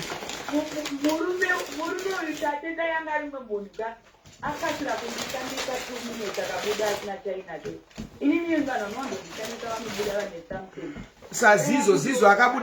Zizo akabuda nemapepa yenu. Anoda kuedza kubuda newo masofa akaneba kuti andikani. Which what is masofa really yaungade kushamsira nawo as a 50-year-old man. Unofanira kuva kunzi ane imba yake apa. Handisi kuzonyeba kuti ndatenga imba kuda kunziwa ere. Grow up. Wakura vana everywhere. Even mudzimai ane vana vake tuya akamudzivisa basa. Ndakazonzwa history yacho naka. Because vanhu vese do you know vanhu vakutaura neni kuti ungadzingise mukadzi wakazvarisa vana vaviri omudzisa pabasa nekuti hanzi abvisa mwana wako. Mwana wake uya akamuexpose to so many people vaimurova. I know history yemwana uya and I feel for him. Such a handsome lovely boy. But akurira muabuse anoendeswa kumba kwauyu onorohwa oendeswa kumba kwa baba vachingopirika kunze munapengo kunze kwokuti baba vatsvagire mwana mukadzi akakwana. Ndakamboenda pamwana uyu ndichinoita conversation naye tate ndikati Nash, can we talk? Atauti unoziva kuti he's been through a lot zvekuti is actually a unique child kuti mwana uyu akakura zvotosirira dai aunzwa zvake kana kuZimbabwe because life yanorarama mwana uyu aringorarama kuti ndiyewo baba wangu ndo hama yangu chete. Otherwise baba vana is not capable kugara ane mani. No. Mwana wechitu here kana kuti mwana wechitiri. Ndiripo ndinozaiti ainiya mukadzi wake nendobvati Samantha anoshandisa mwana wangu. Iye ndozoti mwana wake anoshandiswa. Mwana wangu anendonzvisa kumurukisa. Anoenda anodudurwa tate ane bvudzi rekwiwe. Oendeswa kwaSamantha yonzazi ngauye achengete vana ichawachi vamwe vana 2 teenager nazaya vaya. Obva andwaroka odzoka futi asina kurukwa apanza arukwa onoshandiswa ndofunga unoshandiswa basa remumba iwe ochengeta vanenina vake odini odzoka kumba haana kurukwa. Ndofunda kuti ine wangu wati mukadzi wako achanomurukisa mwana unomona tsama. That's what she always does. She uses my son. But you know mwana ari kushandiswa. But hausiwira mwana wako. You still send mwana wako same people wanoda noshandiswa. What are you doing kumwana? Murume is not capable kupiwa mwana. He is not capable kugara nemunhu. That guy is very harmful. Inini ndatomugona boss ndaimutolerata boss after tarovana kuseni taitaurana ndo that's how taitogara pasi taurana ndikatombomuti Tinashe kune zvinokunetsa neniwo nezvonetsa. Ona we are 2 people vasangana vane mweya yetsvina. Shure atibatani nemweya yedu yetsvina ka tibatirwe rudo iroro tate. Uya ini ndichirapwa neko wewe uchirapwa neko ngatifambei. Kuna nana prophet makandiwa I was concerned about us. Ona iwe wani vakadzi vangani ona ini ndani varume vangani. Shure atizorore murume wangu tawanana zviuya.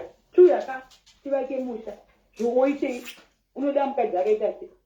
Even pacho makundanzi makafotoredza munhu muchato asingadechai aihuta achitenga tomasuti tuya twebhuruu tunenge twapepekale twanga akapinda inga akatenga wana achihuta handiti aihuta akati look at my suit aifarira mupeto zvekuti mukadzi akakubatira unozosvika wakambotora tate ukati fenitors anoshandiswa nevanhu kuyambuka ungadei wakambondishandisa wangu wakayambuka in peace. Zvinokuda kuyambuka osiya wandidhemejara aishambe iyoyo. Kana vamunangagwa vachikwanisa kutaurwa nevanhu who are you unoudza munhu kuti shut up. Kana Jesu chaichikwanisa kuti vanhu who are you to tell me to send someone to shut up. Shut up is iwe uchitaura. Respect is earned, it's not forced. Don't force me to respect you if you can't respect me. Haundi respect wakati and wakatoza kuti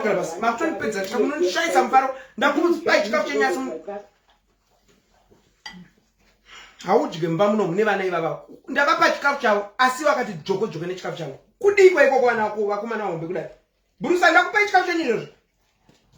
Saka muri kundidye mba muno. Continue. Don't judge me because of my past. Kuti handine kuti maitiro zvaanongoita aiwa. Pane yatinase yakatosiyana nevamwe varume vese bosi. Hatinambosiyana kumapenda kwakadai nevamwe varume vese. Vamwe varume vese vaingangoriwo maitenzi anenda unamboona ndichizoita hondo dzei. Ukaona ndakusana hondo dzekuendesana kupolisa.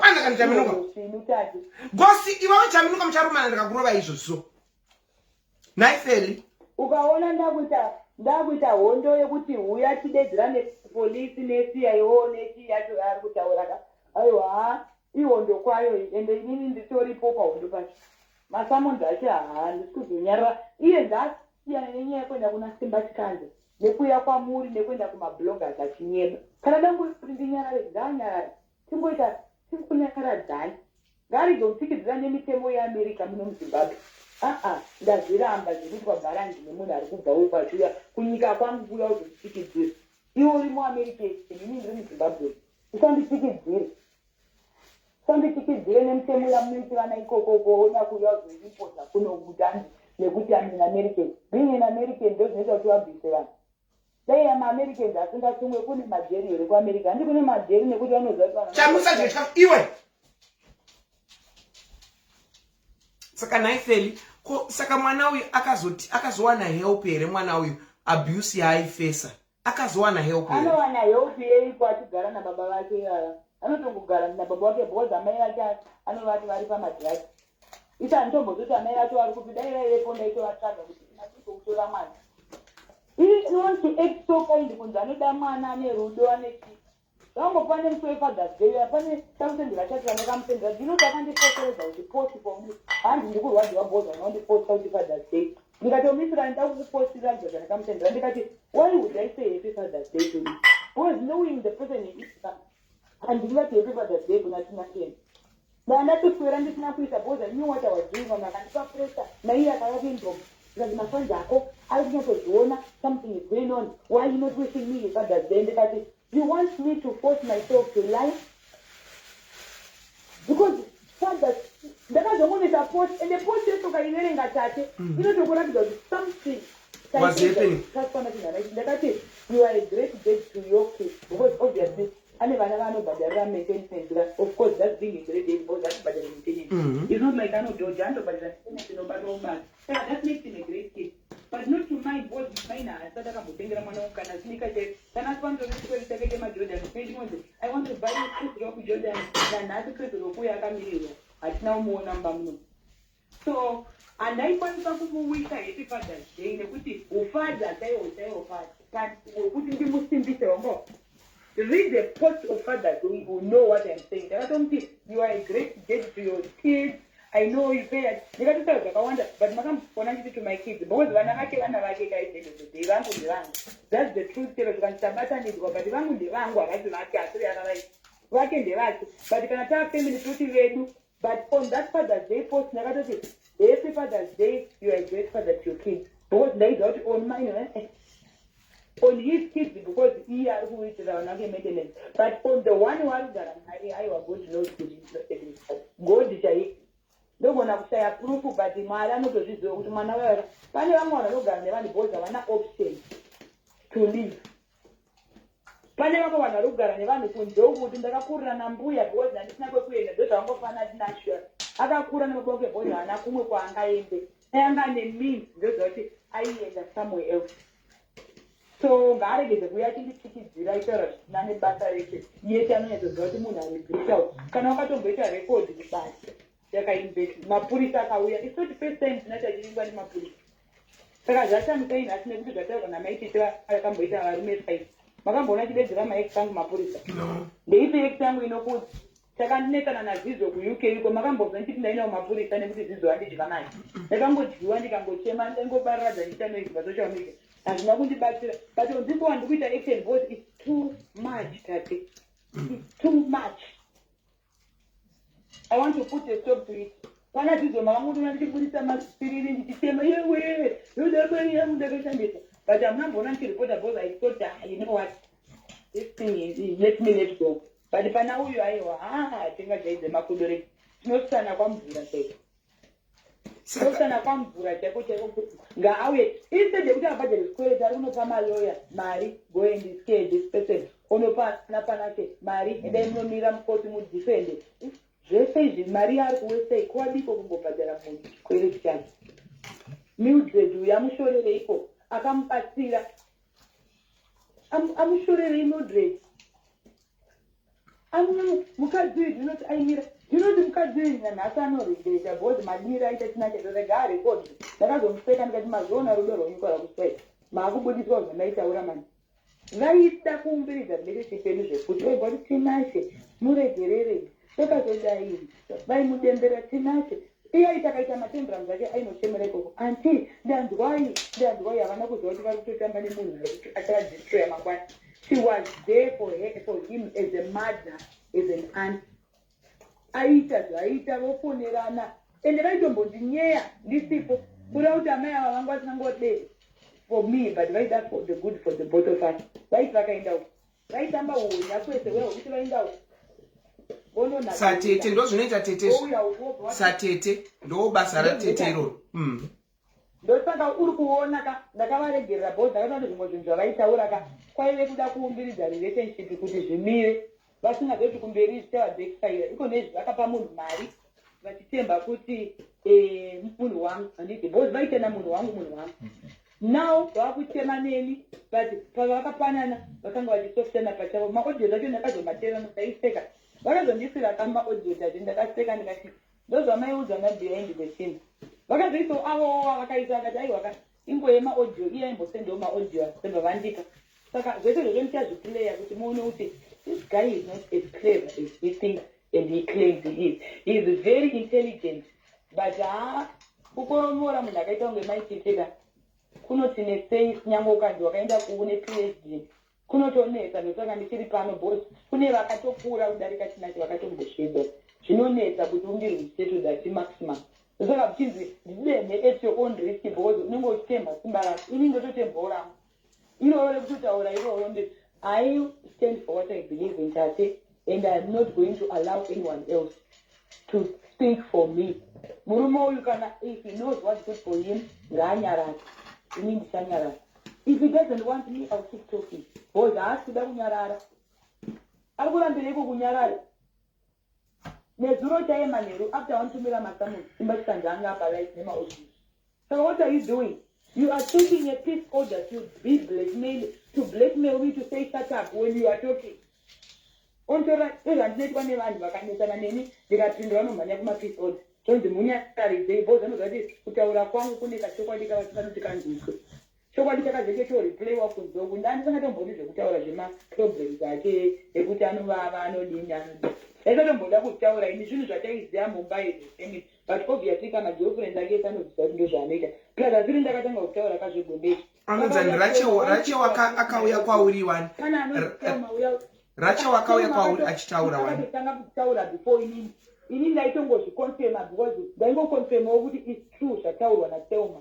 Otherwise Thelma ndiye munhu wekutoti dai aida aindiudza zvakawanda but munhu wekuti handinyatsomuzive and she's like a big sister and she's like munhu asingade drama but makamunzwa hauna munhu here Tate kwaLoveness ndakamunzwa Thelma achitaura zvese akataura zvose vanhu vachiseka.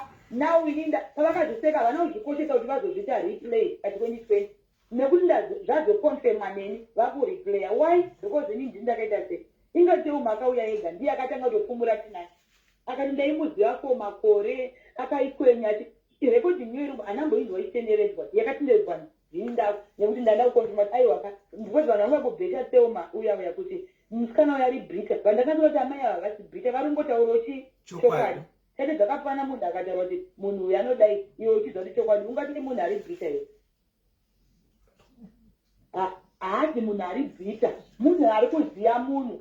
She was saying ini ndoziva Tinashe zvekuti dai ndoda kutoziva zvakawanda ka ndaigona kuti Thelma ndiudze but I have seen kuti Thelma uyu mukadzi anoda peace, mukadzi asingade madrama. Akatongotaurawo musuya uya akabva atorega handina kutombomunzwa achitaura futi but munhu wandotoziva kuti ane history yaTinashe yakakura zvekuti zvese zvandiri kutaura izvi dai kuri kunzi anouyawo palive aigona kutoti Mai Titi havasi kunyema nekuti anoziva Tinashe. So handidi kublemwa nezvinhu Tate. Tete vako Tete vangu vari kufona mirati ede tivasende Tete havabva pamalive mutoshamisika vari kuda rega tivaede ngavavo Tete vaFelicitas. You know, as a social worker, one of our traits we are taught at university, we are taught to have big ears and a small mouth. So I have to be attentive so that I'm able to map a way forward. So kana Felicitas azopedza, I need to give her a way forward. Sasa wira wake. Because angataure yachitaura. We want her to feel at home. That's the role of a social worker. Sorry Tate, Tete vanenge vakukonawo kavano vanhu dawo ndinyaradza kana ndichihumana but ndangova ndaona It's okay. kuti Tete mamuka sei? Halo Tate, muri sei? Handina kunzwa live yamaita ndafonerwa nevanhu vakawanda vachindifonera kufoni kwangu. Hanzi chi? Ndandiri pabasa ndapedza manje. Hanzi chi Tete? Tate, if you love Mai Titi truly, unofana kunyatsoadvisa Mai Titi. Chiuya mundibatsire ipapo. Tiri kuvati isusu vanofana kudzokerana naTinashe. Ndibatsire ipapo Tete vape advice. Kuzama kuti iwewe Feli are stable at this moment. Feli is vulnerable at the moment. And it is. Her words, zvaari kutaura iye zvino, some of the words akashatirwa, ari disorientated, ari kutaura zvino nezvino because Feli is depressed. Yeah. And the people are taking advantage of that muma social handles avo. Vachitaura zvavasingazive. The only person who knows most of the things that were happening behind is me. Mugonzo. It's me na Tinashe na Mai Titi. I know that at times anoti kana akashatirwa she goes overbound and say things. And then people say to take those things, those are going to discuss So for those people who want to help you, we have got a woman, aita dambudziko nomurume wake. And zvaita dambudziko nomurume wake, she is not controlling her emotions right now because she's feeling hurt.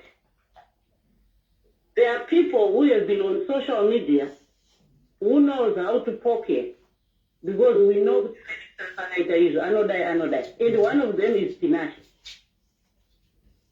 As much as I love him, I am saying to Tinashe, you must not use Felicitas to be an object of abuse for social media.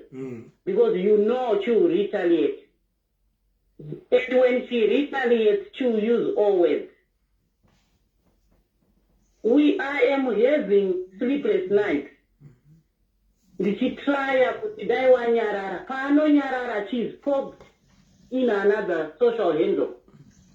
Kuti ataure. And some people want her down. For what? Vakawanda makarambwa nevarume. Mukatoitawo maproblems. Just because I'm Felicitas. Makakwanisa kubuda asi makarwadziwa. Zvikuitwa naFelicitas izvi. Vakawanda vakutaura nhasi kuti ini ndinobva ndadai. Makadai kupiko, varume vacho vari kupi. And were you not involved munyaya dzakafanana nedzaFelicitas? Zvese zvamuri kutaura zvokuti Felicitas anga asina mari. Muchato wakaitwa usina mari.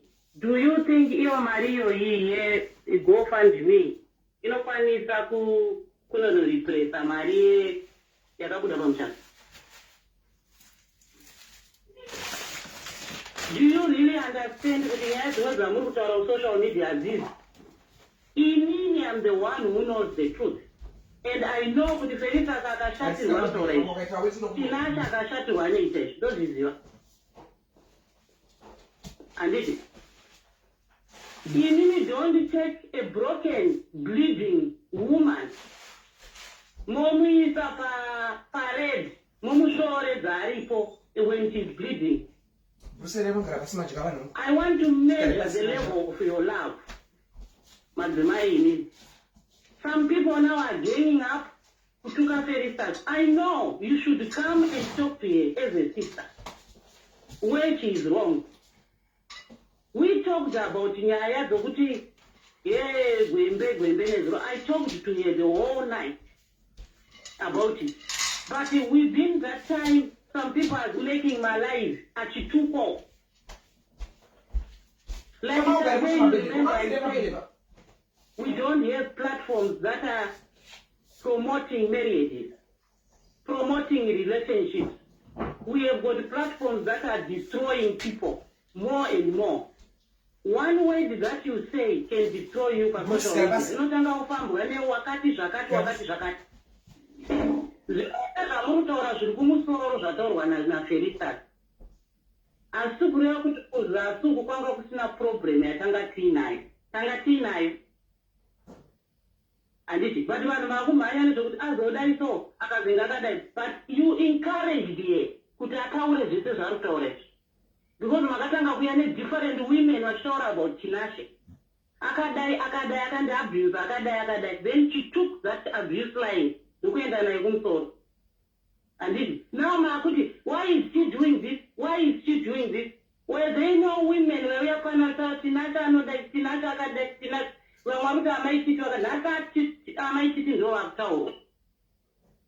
And vakadai. No, Tatelicious, as much as you love Felicitas, please be a soulmate and help her. Quebec, because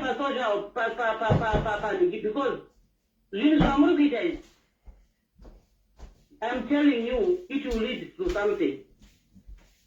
Social media, that's not what is happening behind.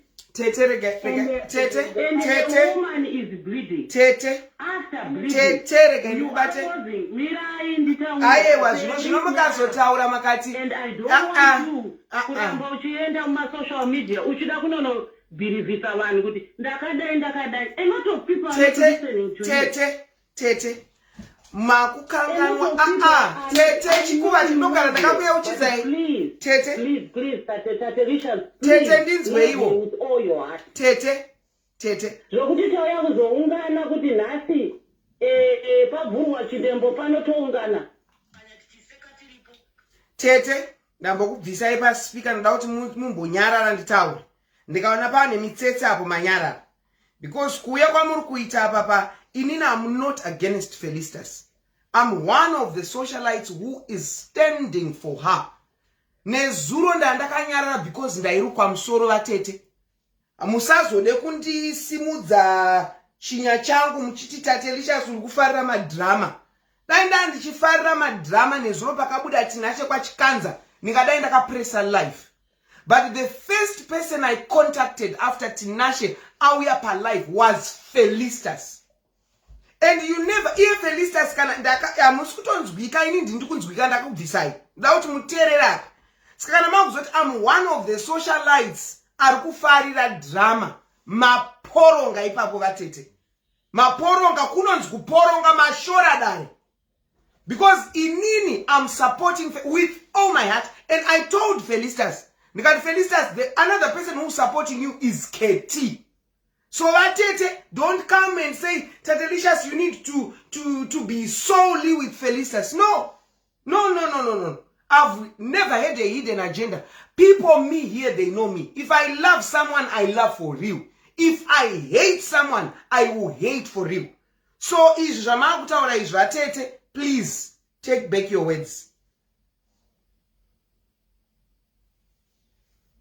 You say, nezuro pakaitika live anditi palala neso. Felicitas achidamburwa. Kwachikanda kwakaitika live, Felicitas achidamburwa. Iwewe Tatelicious anditi unozviziva kuti Felicitas will retaliate. Unozviziva kuti mangwana aiza akatadza kutaura anonyora paragraph kuti ndatadzirwa ndadai because anenge anzwa kuti uri kutukwawo. Ndopandiri kuti inini kana zvinhu zvakaita zvazvakaita izvi, how should we help Felicitas at the moment? Tinashe is poking. Yes, we know Tinashe is poking. But how should we help Felicitas? No, she's now all over the place. And it's not helping her mental being. And it's Adreneka. What's next? This woman is going through a lot, Tatelicious. Tora chokwadi. Iwe wakanzwa kutora kwaita vanhu kwa Loveness. Vamwe vanhu vaitaura mapoints akanaka, vamwe vaibhasha, vamwe vainzi muvengei, vamwe vainzi taurai zvakati. I know kuti munhu wese ane opinion yake, but are we helping her? Tatelicious is helping Felicitas. Keti is helping Felicitas. Ndoba munofana kuya inini saatete kuti Felicitas kunyangwe vamwe vese vari kutaura rubbish. Keti ari kumira newe, Tatelicious ari kumira newe. Zvinoyi makatitaure na Felicitas kuseri. Isu tiri mabhuru rake. Kumira naye, ndinotaura na Keti ari kumira naye. Muri kunzwa? Ari kumusapota Keti. But kana tichimusapota, ngatege kumusapota in a way yokuti inokonzera a lot of confusion between vaviri vava. Because Tinashe anobva ndatukaka vaMai kwachikana. Ndosaka inini pandiri kuita eni ndosaka muchiona Tete ngatite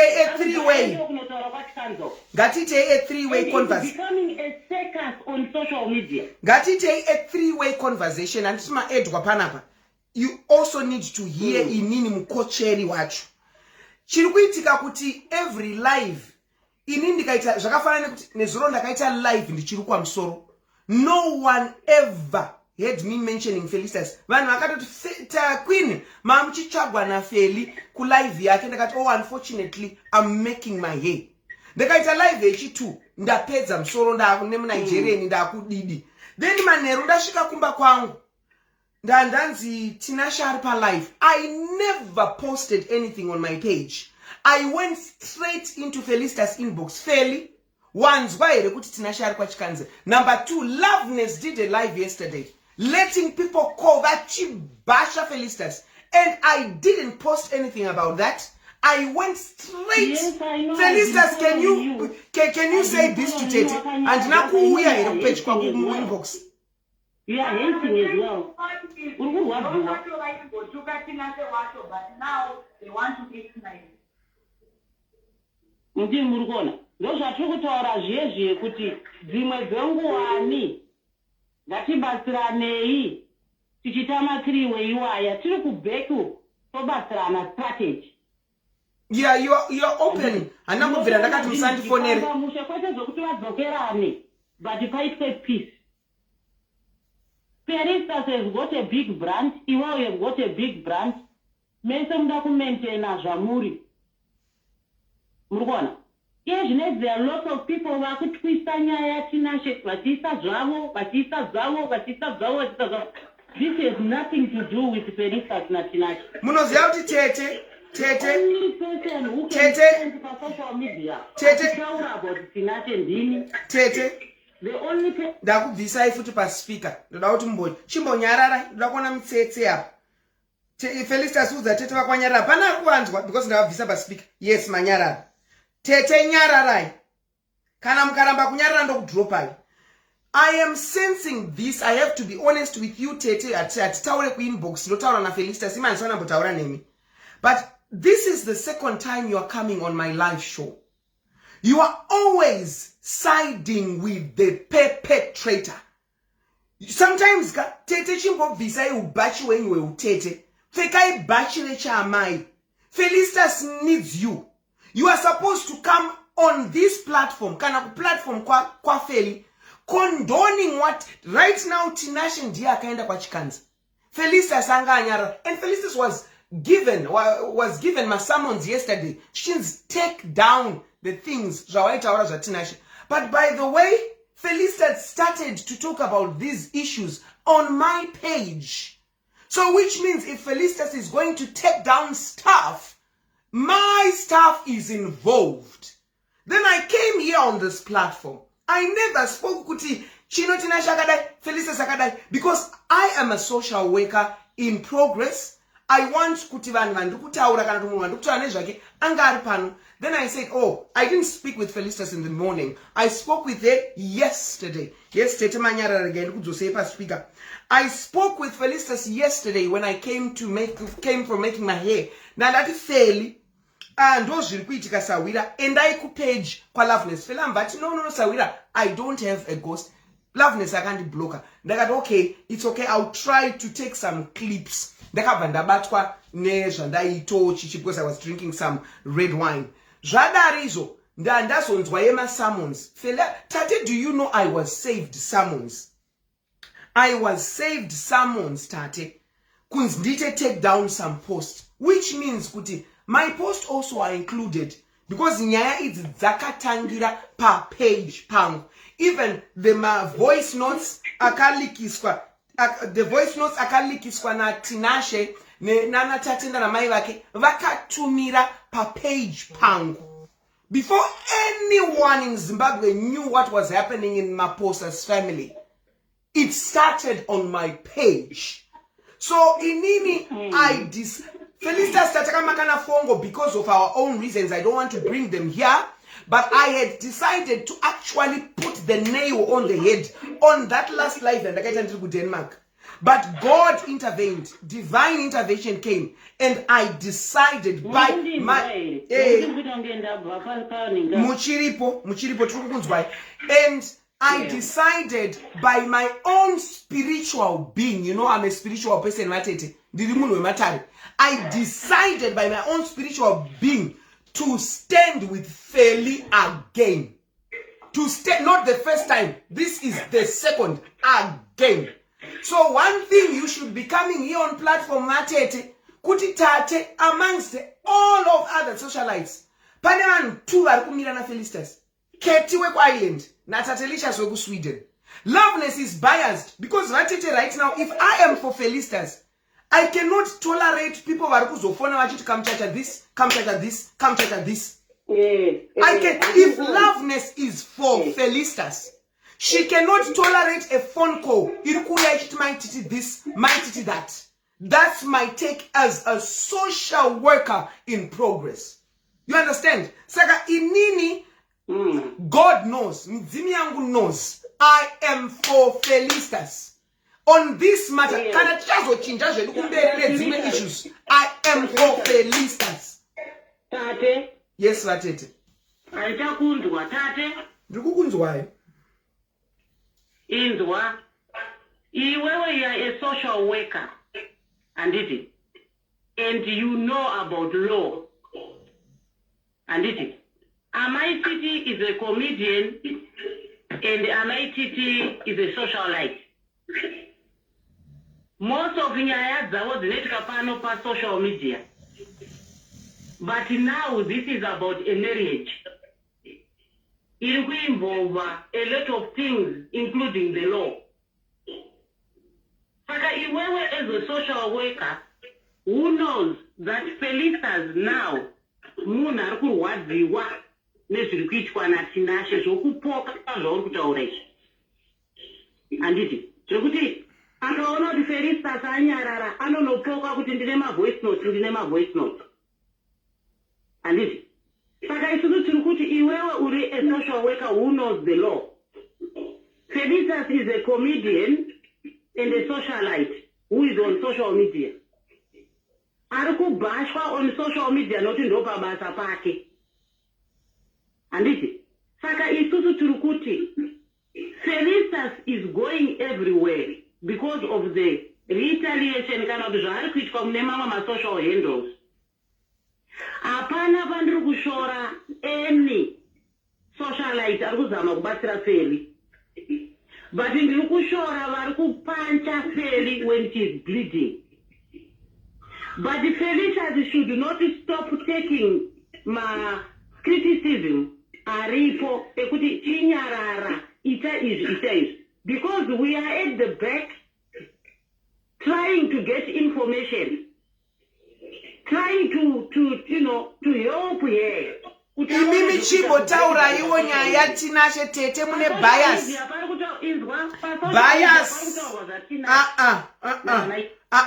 Mai Titi is bleeding because the man he vowed to stand for is coming on social media vouching. Let us get these facts correct, Vatete. Dakuda kumbo kuskula ipa utete wenyi papo. Number one, who came with the dirty laundry on social media? Felicitas was covering what was happening. Kumashuro achuri achiposta mapicha aenda kunoimba kwa baba Harare. Achiposta aenda kunoimba kwa akaimba achina pa stage. Akaposta achimba achita mabasa wake business as usual.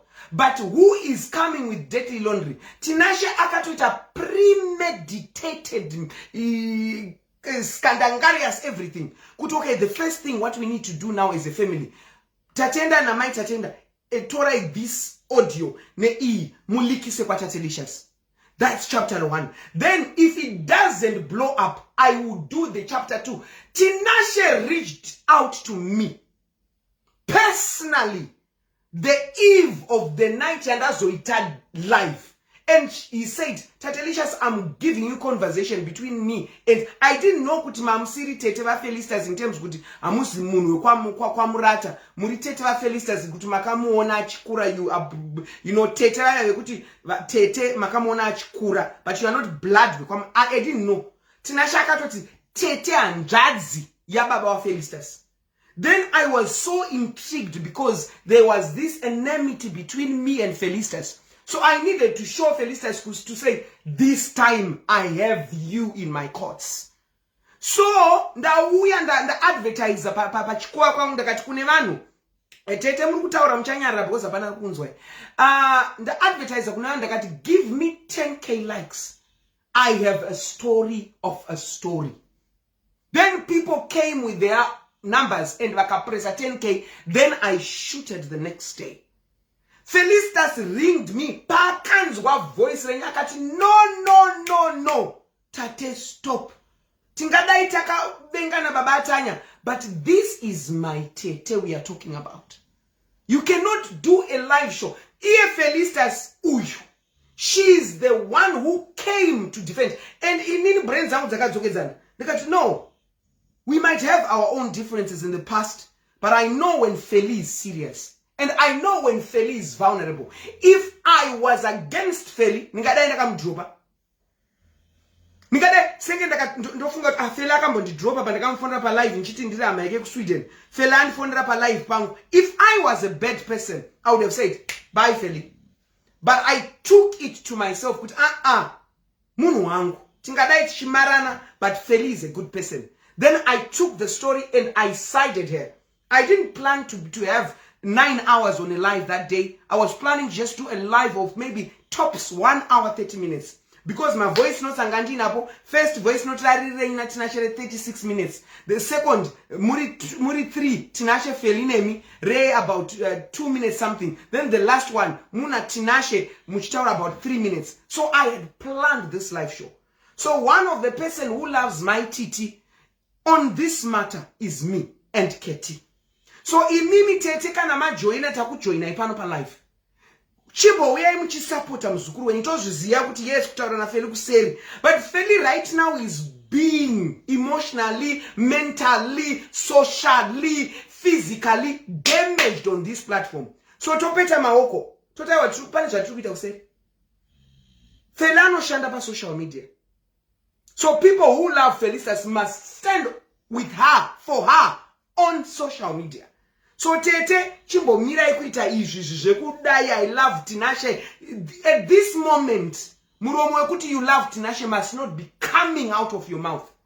At this juncture, muromo wekuti you love Tinashe. I know they are still legally married, but what is Tinashe is doing is coming for blood. And mind you, Tete kana muri munhu akafunda. Tinashe had premeditated this relationship. Because if Tinashe didn't premeditate, why was Tinashe recording all this conversation? Tinashe dated Feli to put Feli in a place. It was not for love. Because papa in a rudo moon asina ku recorder from Gochanembe up to date. So Tinashe was planning for a downfall ya Feli. So imisa Tete la Feli, come here, vumba mira mzukuru wenyu. Tinashe is now irrelevant. Is now at this juncture. You need to come on this live. You must support a Feli. What is Feli? No matter the matter, Tinashe is wrong. Because Tinashe akaenda pachikanze nezuru. Achitaure. Kana ashida mukadzi ndimumute Tinashe this, I know Tinashe, I have the recordings. Daya aida mukadzi wake. Because usually pakaitika vonga mpopoto mumusha vakadzi ndo vanotaurisa. Yes, varume vakanyarara, but atichaziva kuti mukadzi ndiani, atichaziva kuti murume ndiani, because Tinashe ari kuenda neuko, Felicitas ari kuenda neuko. And you have the audacity vatete, the audacity. You love Tinashe for what? Alright, ngatimbosiye idze rap. Atisipo Tinashe paakarepa Felicitas achienda kumwedzi. Ngatimbosiye idze kurova. We were not there. But you had Tinashe yesterday. Because Felicitas around uraisa. Ndo zvinoita murume ari kuna mukadzi wake. Ndo zvinoita murume ari. Tinashe came to me with your audios. No, Tete, be serious. You can talk.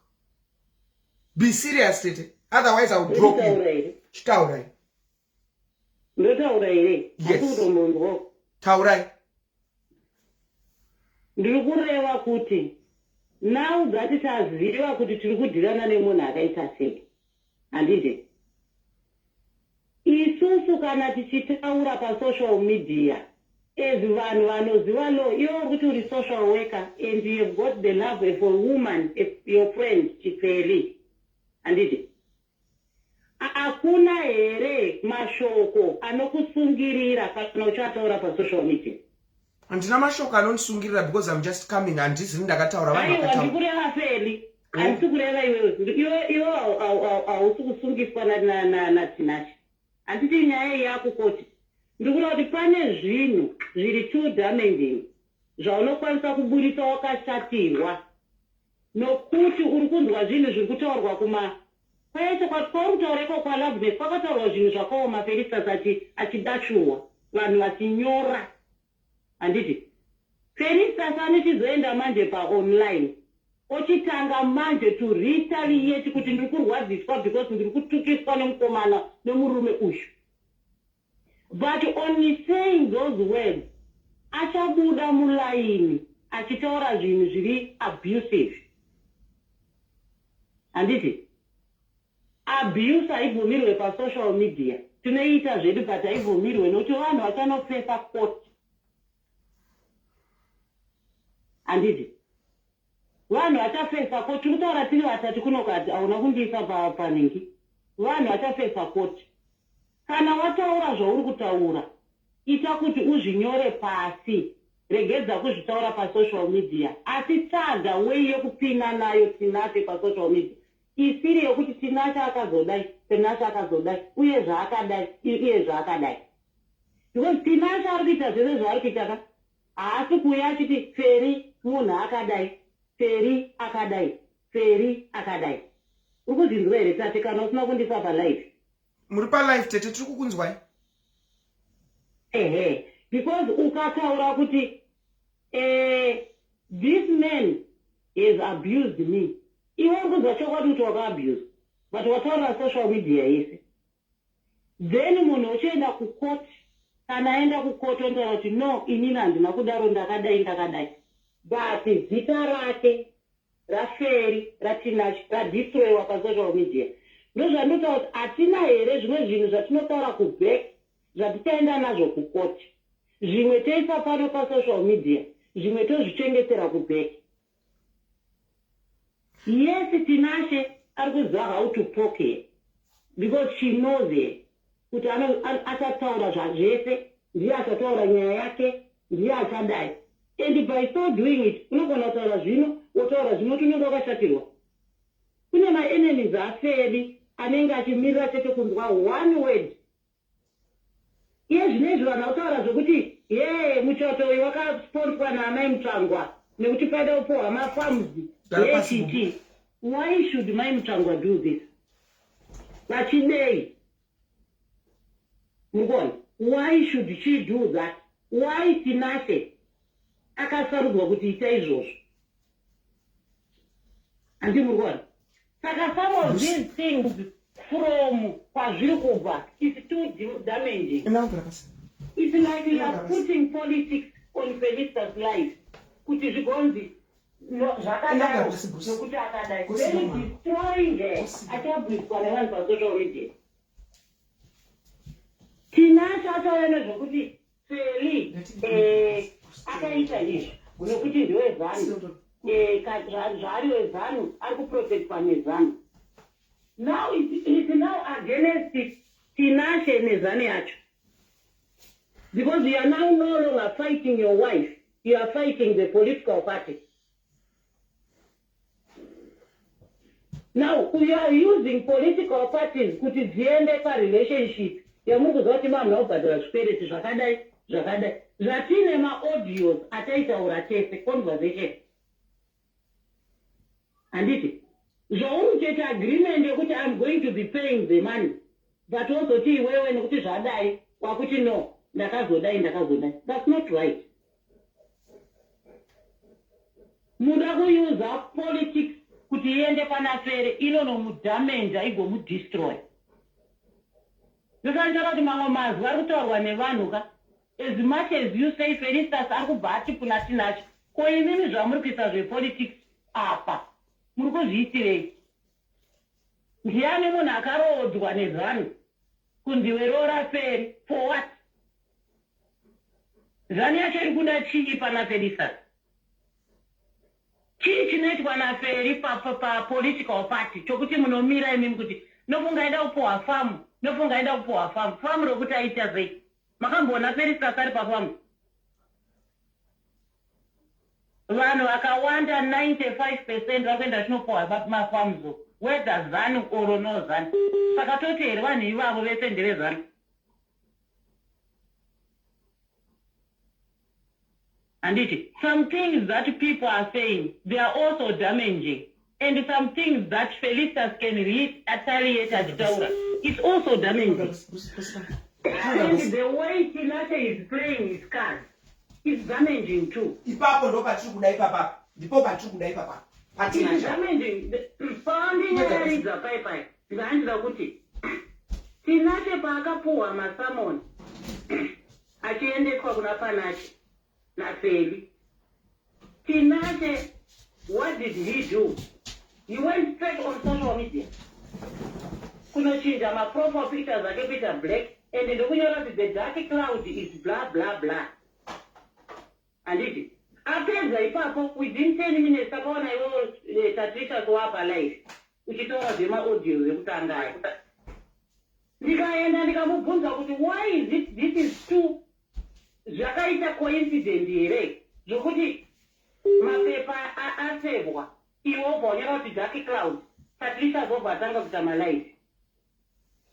Why is it that every time ukanetsana nomukadzi you go on social media wotaura kuti there are several times Tinashe paida kuzama kuita malive achiti tikugadzirisa nyika andi murikona aienda achinonoda kuemta nokutretena Feli pasocial media. And this is why akazosvika pakuti pakuisa chigurumwe chisina ringi musuye pakatukwa Feli kuti murume abuda ndobva aenda kwaJoy akakuenda neenga yekuti amefanika munhu akutsvaga zvinhu zvake nekudii nokuti, and yet the money was not there. Andi murikona I have seen Tinashe achinoemtira pasocial media because I know that pasocial media ndipo pana Feri achatukwa akanzwa kuti murume adai ndichimupopotera everyday. Why are you emptying nyaya dzako pasocial media? Because bit by bit vanhu vachaona kuti machinjiro okuita maprofile picture nemanamatiro auri kuita unetima insecurities kuitika kana maproblems auri kuita nomukadzi wako. Bible verse. Saka now Tatelicious tanga tine munhu wekuti he had his own side which was very nice. Kwaita maissues anenge achiitika kuti vanhu vanenge vatukana zvechokwadi, but iwewe unomhanya jump pasocial media. Now takuzviziva manje kuti why was he jumping on and off pasocial media? Because ndopaiziva kuti ndopaground panoparadzwa Felicitas. Murikuona? And now he's now going right round kune vanhu ndazodai, not going back kune vanhu vanoziva kuti tichaita zvinhu izvi behind social media. Yes, tinogona kutuka Felicitas kuti he ari kuretaliatere. We know kuti kana aretaliata anoita overbounds, and this is the truth. Kana aita overbounds, then nyaya yake chaita yekutadzirwa kwaakaita haichazikanwa. Chakuzikanwa kutuka uku gwenze zvakadii ndo zvinenge zvakuita vanhu. But we are dealing with someone angari in a relationship yangachirekoda. Takuziva kuti taidzirana nemunhu akaita sei. Anditi ende tainyengetedza tichilika baba munini aiwa baba munini amungadaro aiwa paatadza Feli aiwa atadza adai tikuti tikudhirana nemunhu. Murikona hatisi kuziva kuti tikudhirana nemunhu ari kurelaya with social media, and he's going to use social media to destroy the wife. Murikona ndakabvira kudhara kuti why are we not dealing with this kubhekuko tabatsirwa nevamwe vanhu. Kana ini ndisiri that person ari better, why are you not looking for madzimai makuru akubatsire? No, he didn't like that because he knew kuti inini ndichangoramba ndichienda kusocial media nokuti ndo kune base inodestroy Felicitas, and this is what is happening now. Murikona saka mukaona Felicitas akuya kumalive kwenyu muchikuti nhai Felicitas wakazodai wakadai, zivai kuti Felicitas can go over bounds achizotaura zvinhu. Mukaita malive yenyu muchituka Felicitas, zivai kuti zvichaita kuti Felicitas areact kupage kwake. kana reactor she goes out of. Inini danda ndiri munhu vapaine vamwe vanhu vanofanira kuti Tinashe should stop. And all this should be dealt kubeko. Vaenda kumakoti, yes. Koti haityise. It's your word against mine. Kukoti. Whatever outcome ichabuda kukoti hazvina nebasa. Kana relationship isisipo apa hazvina nebasa. Anditi tiri kubeko. Pane kushandiswa nevanhu kuti iwe Tinashe uya pano vanhu vanoti wire vari amaititautaurwa nezvavo. Woenda kwaLoveness vanhu voti wire vari amaititautaurwa because nhasi tiri pano wire vanhu vari kutaura nezvavo. Wotanga manje kutukwa mascreenshot achitumirwa vanenge vachitumirwa mascreenshot. Woona uri kutukwa kwakati, woona uri kunzi ndandiki kwakati. Then it becomes a ball of hate and bitterness. Even nezuro pandaimuudza kuti regedza kuramba uchituka. Kaya paitori nevamwe vanhu vaisenda maningi mascreenshot. Uri kutukwa, woona zvawaitwa kwaLoveness, woona mukadzi yasazo, woona uri kutukwa nawo. Nevanhu vakawanda vacho vasina marelationship. Vakaita fail in their relationship. You know? We have to safeguard mental being yaFelistas. Nokuti ndiyo watiri kuona ari kuita bleeding. Because Tinashe is doing it underground.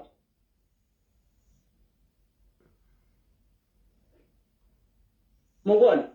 The way andichinyengetedza Tinashe ndeyekuti please stop. But Tinashe handimuri kuzviona hachakuteererei Tete.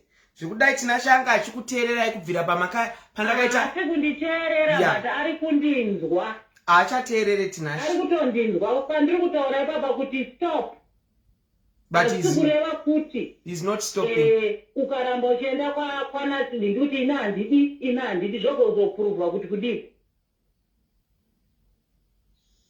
Felistas akashaya murume here to a point yekuti anonotsvagirwa murume nepolitical party. And why were you dragging yourself in this? Iye Tinashe ndiye nyakutadza, ndiye nyakunotorera Shepherd aidanana naFeli uyu. Tinashe ndiye nyakunotora Feli pana Shepherd. Mhepo iyoyi, mhepo iyi. Asina kuenda pana Shepherd, dai Feli naShepherd izvo tikutotaura zvimwe zvinhu. Different story. Shepherd yes na Feli vanga vaita makakatano vanga vaita zvanga vaita. Like any relationship, there is no relationship which is perfect. Vanhu vanonetsana, vogadzirisana. Feli akaenda kumba kwaana Tete hanzvadzi dzaShepherd. Achida kugadziriswa nemukomana wake. Tinashe ndokuenda kwaTete vanhu hanzvadzi dzaShepherd kunonyurura Felistas. Hande. So imimi naTete anga ari ma-red flags iwawo kuti this boy is going to be a bad story. Felistas anga asingazivi. MaAmerica anga ari munyowani maAmerica umu. Ari kufesawo ma-challenges naShepherd. Pauyo uyu ari kuzviita mwari waAbrahama naIsaka naJakobho anozviita Tinashe akumunyamura ipapo. Musikana wese akaona mukomana anenge ari kuratidza unodyira Tete. Ukaona mukomana anenge ari kuita kuti ndoda uyu vemapisarema zvirevo nazvakazarurwa anouya akakutaurira bhaibheri unotazviwanira. So at this juncture inogara yakataurwa nakamuchacha hapasisina zvekuti Tinashe this, because Tinashe dai aikuteererai vaTete dai papasina masamonzi. Tinashe dai aikuteererai vaTete dai akatora makizi kubva kuna Panache akapa Felistas. Tinashe dai aikuteererai vaTete dai akarega kuenda kuna Simba Chikwezi.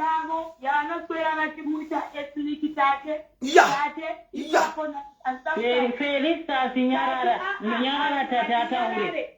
Tinashe munomuda, this is the truth to you. Handisi kumuda Tinashe. No. Dimakapa Tinashe marry, but you want to act like it. Yes, like this, like that. You mama pana every time you want Tinashe. You keep saying that. You can't say the truth. Can you tell people the truth? That Tinashe nakubvunza imari, mukampa mari. Kondina goramba ndichingotaura nyaya yemari seikona iperi.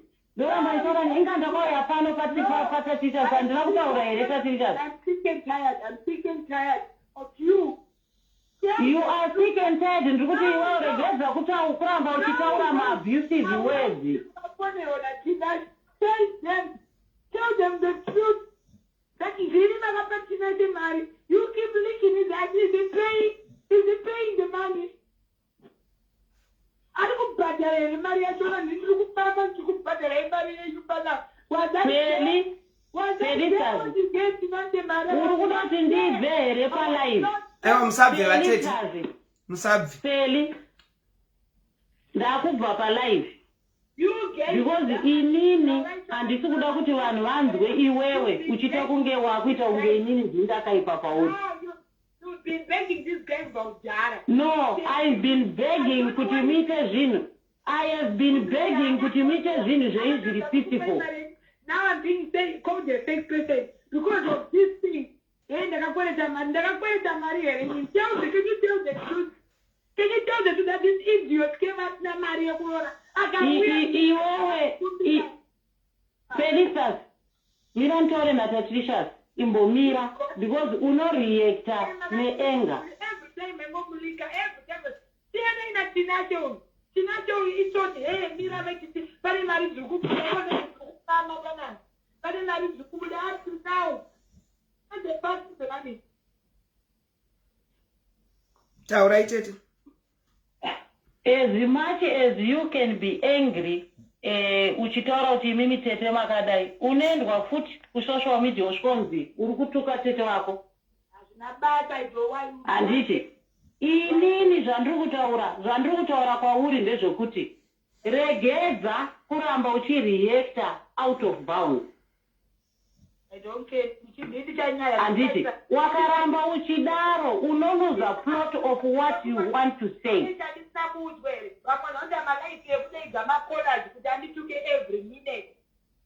Handichakunzwa yanoti zvizvipiti. Tikukunzwa Tete. Inzwa regedza indichitaura my last words kwamuri. Inini handichapindira panyaya iyi. Handiti. Aiwa imi mamu Tete Tete imi mukufana uramba muripo kuti mupiwe mari yenyu. What I was thinking was yes, auchamuda but ngatizvitirei kuback. I'm not stupid. Feli, tikafamba tichitaura kuti murume uyu aiva achita gwembe. Murume uyu aiita zvokuti hatina kwatiri kusvika. It's not gonna change and it's not gonna change and Mude. It's not gonna change. You don't have them both. You can just calm down someone. I'm going to yes. You're coming down someone. I'm going to do that. Yeah, would you think it's gonna come back to you? Feli, ndikaregedza kudaro. Tinashe acharamba achienda mumaplatform achikurwadzisa. Achienda mumaplatform achikurwadzisa. Achifamba mumaplatform achikurwadzisa. Haachagona kufunga kuti let me do this at the back. It doesn't matter. Ndikaregedza kudaro inini ndichaona uchingoramba uchitukwa Tete musocial media. I've been on social media for 10 years. So what's so special? Inini chandiri kunzwa pain ya Feli Tete. Feli ari kuchema chiti chisiyana ina Tinashe. Chisiyana ina Tinashe mumbomirawo na Feli. As much as you can disown me in front of social media. Hamusi kudisownwa Tete. Muna akarwadziswa nemurume wake. Haana mbokuramba iFelicitas Tete. Makuzvipa ma-assumptions asiriwo. Tete makuzvipa ma-assumption asiriwo. Mukadzi uyu ari kurwadziwa kuti murume uyu shuwa wandakaunza kuna Tete vangu akakwereta Tete vangu angandidai. So at this juncture imi Tete ndimi maakufana manje kuchiudza mukwasha kuti Tinashe chindidzonerewo mari yangu. Izvi zvekuti tichiita kuseri haasi kuda Tinashe. Ukaona murume akuita that kuti anoenda kuna socialite kuna Simba Chikanza kuti anotaura nhuna dzake akubypassa Tete. That is called a bypass in English. You have been bypassed nemukwasha zukuru wenyu. Saka asisinei ende musafoseredze vatete. mukaona murume akusada nezvemuzukuru wenyu, iye muzukuru wenyu akusada nezvemukwasha zukuru, don't force, because the last minute zvichaitika fela achauraiwa. Vanhu vanoblame imi kuti imi Tete ndimaingoti I love Tinashe. Tinashe uya kuseri. Asi kudaka kuya kuseri. Momforce here, momusunga nengetani here naye Tete. Asi kuda Tinashe. So ndopa mukufana kuya muchitaura kuti Tinashe chindipo mari yangu. Wakatadza kuita zvawakaita, ndakudawo mari yangu Tinashe, chindipo mari yangu. Inini ndakuda mari yangu. Modzika makumbo enyu pasi kuti gidiba. Makumbo kuita gidiba pa ground up. Chindipo mari yangu Tinashe. Imi makumhanya nedzemari, imi muchikamfota muzukuru fele. Ndo zvinoita dzimba, asi imba iyi yaramba muzukuru. Pakazara vanhu vako, ende izvozvi zvamuri palive pano Tete, you are not only coming as Tete vaFelistas. Nyika yakateerera. Pana ana Tete vari kuda kutopiwa inspiration from you Tete Mildred. Kuti how are you handling this matter? Zvinei makamba mati the abuser is being comforted, is being uya kuseri, uya hasi kuda kuuya kuseri vaTete. As kuda kuuya kuseri Tinashe, he has proved himself. And one thing, when someone tells you who they are, believe them. Musade kuita belief system yamina yo brain yo moti ndo ichaita Tinashe. Tinashe has come out publicly and bashed from the onset. Tinashe ndiye akapurisa dirty laundry. So panguwa ino itete piwa imari yenyu and comfort time zukuru. Fela anakuya pa kazara vanhu achikudishonor. No. She has never said I don't like you. Feli is crying with every time Tete. Murukungoti ndi zvichanaka. Pamwe muchadzokerana. Tete ndaneta. Tete ndakaitwa 1 2 3 4. Tete pane vanhu vari kuuya. Yes Feli pamwe atadzowo paazotaura nyaya dzevana, paazotaura nyaya dzegwembe, paazotaura nyaya dzemadhodhi. Yes. And she has accepted her fault. Akati veriwe mundiregerero pandinotsamwa ndinodudunuka. But at this moment, she would say, Tinashe, I don't care about you anymore. Just give me my money. 8,322 a year. I need it. And stop abusing muzukuru wangu. Ndo zvinoita Tete izvozvo. Because amungamaniki mukwasha zukuru asadi nezvenyu. Achadi. Kuya kuseri Tinashe. Kupi kwa kuseri kuchawiwa? Kupi kuseri kuchawiwa kana munhu atobuda achitaura rubbish pakazara vanhu? Kupi kuseri kuchawiwa after this? Ndakukudzosera ipamhepo Tete. Tangai mambonyara, sanda kudzosera ipamhepo. Ya, ndakukudzosera ipamhepo manje. Sapota Fela anamboti achadi nezvinhu. Fela ari kutoda zvenyu too much. Because mamsiri pamhepo imi. Ya. Chiri kunetsa kune vanhu ndechekuti ndikataura zvokuti let's talk about this at the back. We are not going to be talking about love. We are going to talk about facts. Zviripo zvacho. Iwe wakauya wakadai kubheku. Anditi, iwe wakadai. Now that I feel this way and you feel this way, what are we going to do? Munorekodwa akauya kuseri ari kukurekodhai futi. Anokurekodhai futi. Aiwa, ndisikureva kuseri kwangu inini Tete. Takuziva kuti kuseri kuri kufanirwa kuinvolva ani because of all my recordings. Anditi, tataura nyaya iyeyo kubek taona kuti vanhu vese vasiwa vaine pati yekuti munhu wese is walking away ari atifunga kuti zvechokwadi zvinhu zvanga zvakamira zvakadai zvazodai. Kana ndichiti inini kubheki pera afunga kuti ndoda kuenda kuti vanhu vagadzirisane vadanane. There are so many things that are going to be involved panyaya dzokurambana.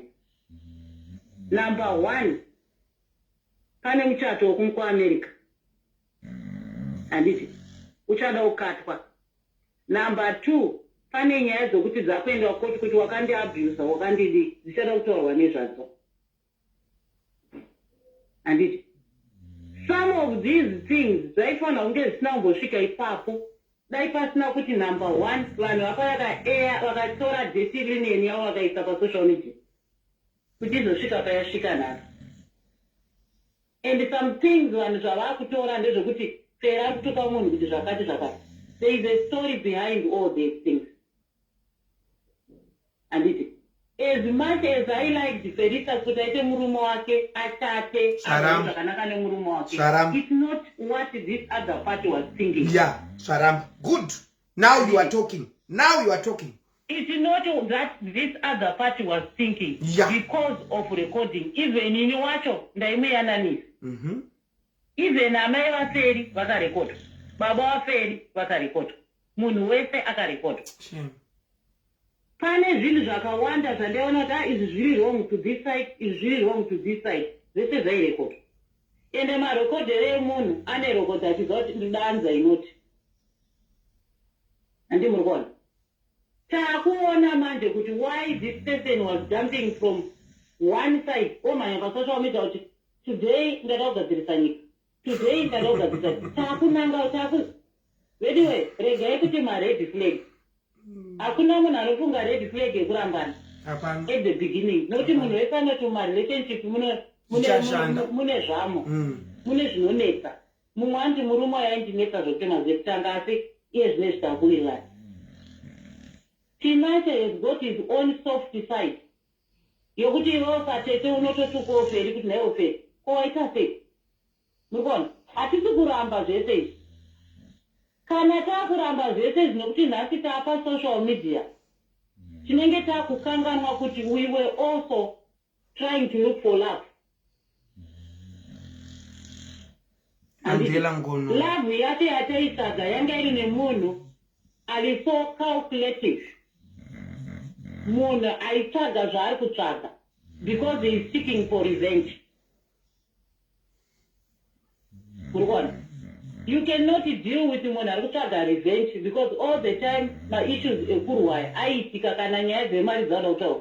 Saka patama kuti hey wazenge wakazodai. Takutanga manje kuchita revisit kutanga kuuya manje. Oh pai saka zvaidai. Nokuti taingofunga kuti vanhu vari kupopotedzana. Mukona. Zvokuti hanzi mari kuti ndakwaya ndikaexplaina how Tinashe came iye pache zvake. Makataura nyaya yemari pache zvake ari kunze kwegedhi remba yaMai Titi. Achitarisira kunzwikwa nevanhu.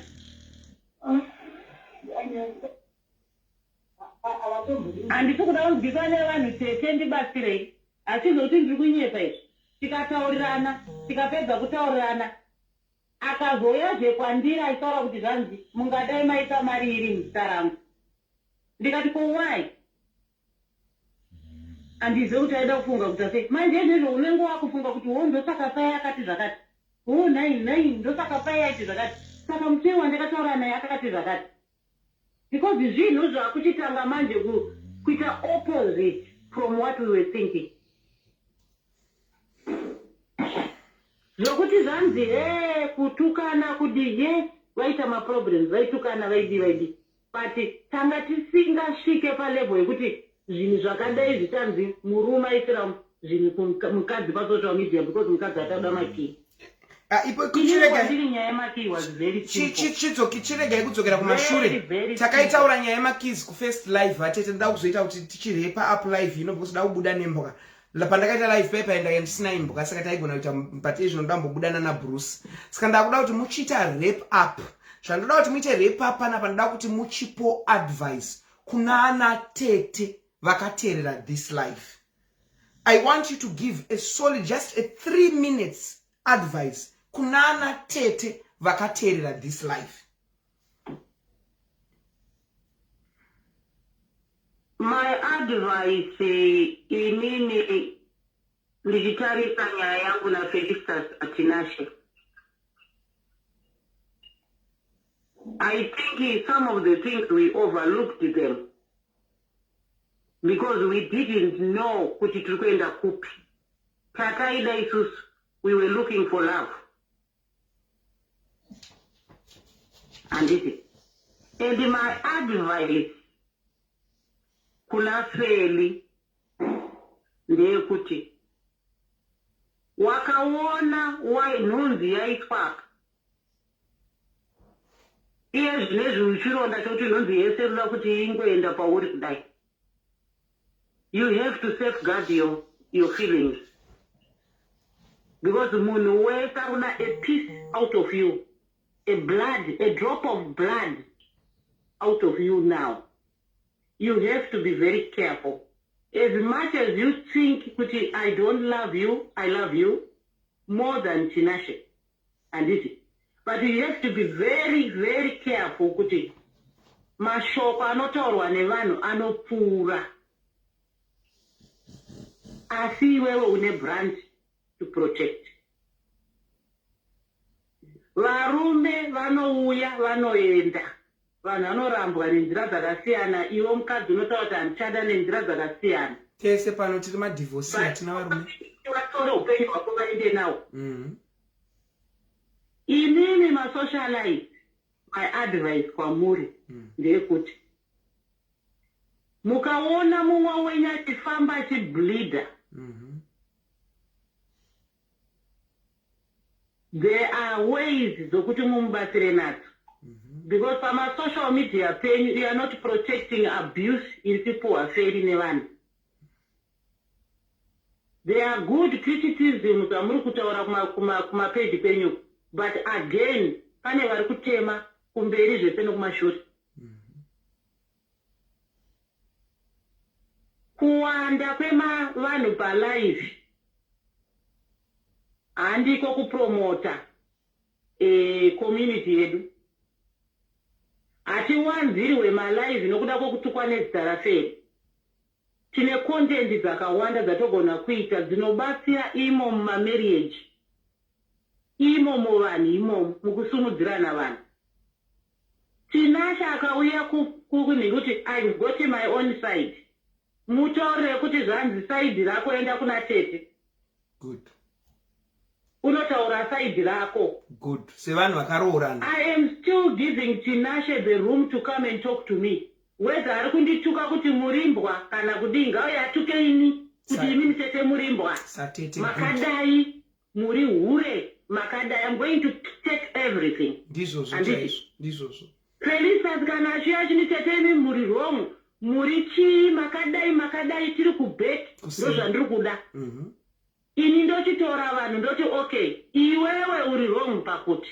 Iwewe uri wrong pakuti. Iye zvine zviri kuona relationship yako ichisvika kupi nezvizvi. Munhu nemunhu anotaura machoices ake. Handisi kuda kuona munhu akuda kunonopa masocial simba hazive this relationship kuti yaifamba sei. Tinashe ngaarege kunopa simba zvisirizvo. Chokwadi chake chiri kuno kuna Tete rake kuno ndokune chokwadi kuno. Kwazvakatangira. Felicious, chokwadi chako chiri kuno. Zvanhu zvatiri kutaura zvese pasocial media. Let's stop. Timboita kuti baba vapore, amai vapore. Let's stop. There are people who are bleeding with you, Felicious. Vari kundinyora Tete. Some people kutaura kuno vari mumahospital. Chokwadi chedu tiri kuchiziva, come back to Tete. Whether wakavaisira mavoice note, whether wakavadii without my permission, you still have got time to come back. Handisi kutaura kuti come back to love. Come back and talk to me. Handiti. Kana ndichinge ndauya kwauri Felicious kuti Feri, izvi nezvizvi. Handisi kureva kuti ndiri kuda Tinashe. I still have to give room for Tinashe to come and communicate with me. Satete. Ndoka achiona kuti every time I've been in the middle. Nokuti ndoda room yaTinashe yokuya kuzotaura kwandiri. Room yandiri kutaura haisi kuti mudanane mudzokerane. I room yekuti vanhu tidiscuss zvinhu in a peaceful way. Way forward. You need to pay for the children. Imba iri kukoenda kupera. Nhako vakunzi imba iyi yakavakwa naTinashe yakadai. Tinashe hana mari yake iri pamba. Une vana vada kuchengeta, une vana vada kuenda kuchikoro. Izvi zvokuswera tiri pamasocial media. Ngatichitorai maplatform edu tiite malessons about. Tirege kutuka munhu in those lessons. Tichiti iwe wakadai uye naini zvenyu makanzwa ngatidzidzisane semadzimai. Tete. Thank you, Tina ndinyengerere Tinashe, I've got my own life. Anditi. But what I wanted was happiness for Felicious and iye Tinashe wacho. handidi kuti vanhu vandiudziwe kuti zvanzi makaisa mwana munhingirikini mugomba reshumba, makaita mwana mugomba reshumba. You don't know what was happening.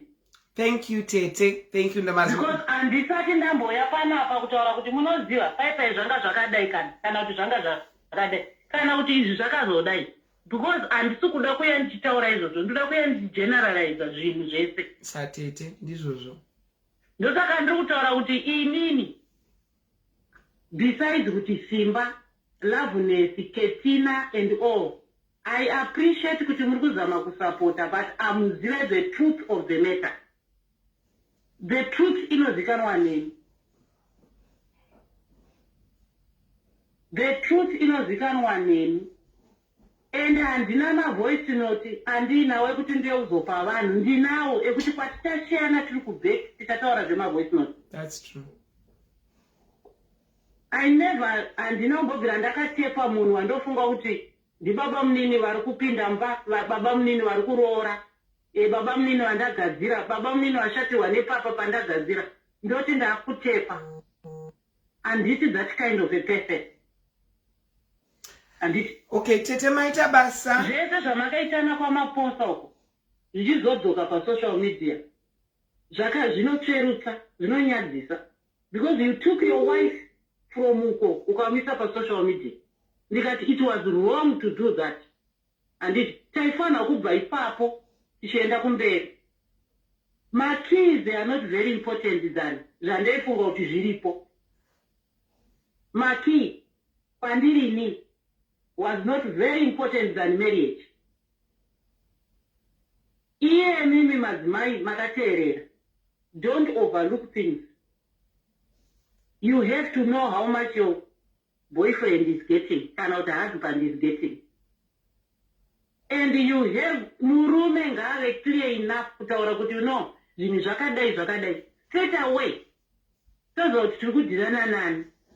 Mari dziri kutaurwa nevanhu idzi kuti mari dzakazodai. Imari dzokuti mushure mekuziva kuti pane problem. Ndakapa inini, ndakapa option yekuti you can pay so much in my account. Ndaona kuti pane problem. And we were thinking that we were going to an agreement. Ndopapauya nyaya dzemaki. Dai Felicitas akapuwa maki. Ndenda kuona Felicitas achizvipunzira marriage yake nekutengesa zvinhu. Nokuti ndandamudza kuti Felicitas, you don't sell anything. Iwe mira semukadzi womunhu. Utaura kuti maki ndaanawo, ndamirirewo kuya. Felicitas akati yes, iye Tinashe akaramba. Akati ndini ndoda kuya ndozoita zvemaki. Tichiramba Felicitas achingofunga kuti there is something which is going to happen. Ndozvaita kuti vanhu vapinde pavapinda. Maita basa tisichirega You don't know the truth of what was happening. Stop using ZANU-PF or Felicitas. Stop. Vana Bruce vanozoitira weti mumbatete. Stop using politics on this. Hanzi mira kuuza politics iwe Tinashe. Vatete vademba newe michirasha nungu chikandamina wamambo. Mirai kumbotaura zvinhu zvepolitics. Chimbotangai magadzirisa nyaya dzemumba zvikwereti. Kana muchigona muchida kudivhosa in peace. Node kureita zvinoizidzi. Felicitas, now iwewe chipo advice kune vanhu vanopinda murudo ava sezvo iwewe wane experience nevanhu vakasiyana. What do you want to say kune someone who wants to get involved in love, arikuda kupinda nemoyo? What do you want to say?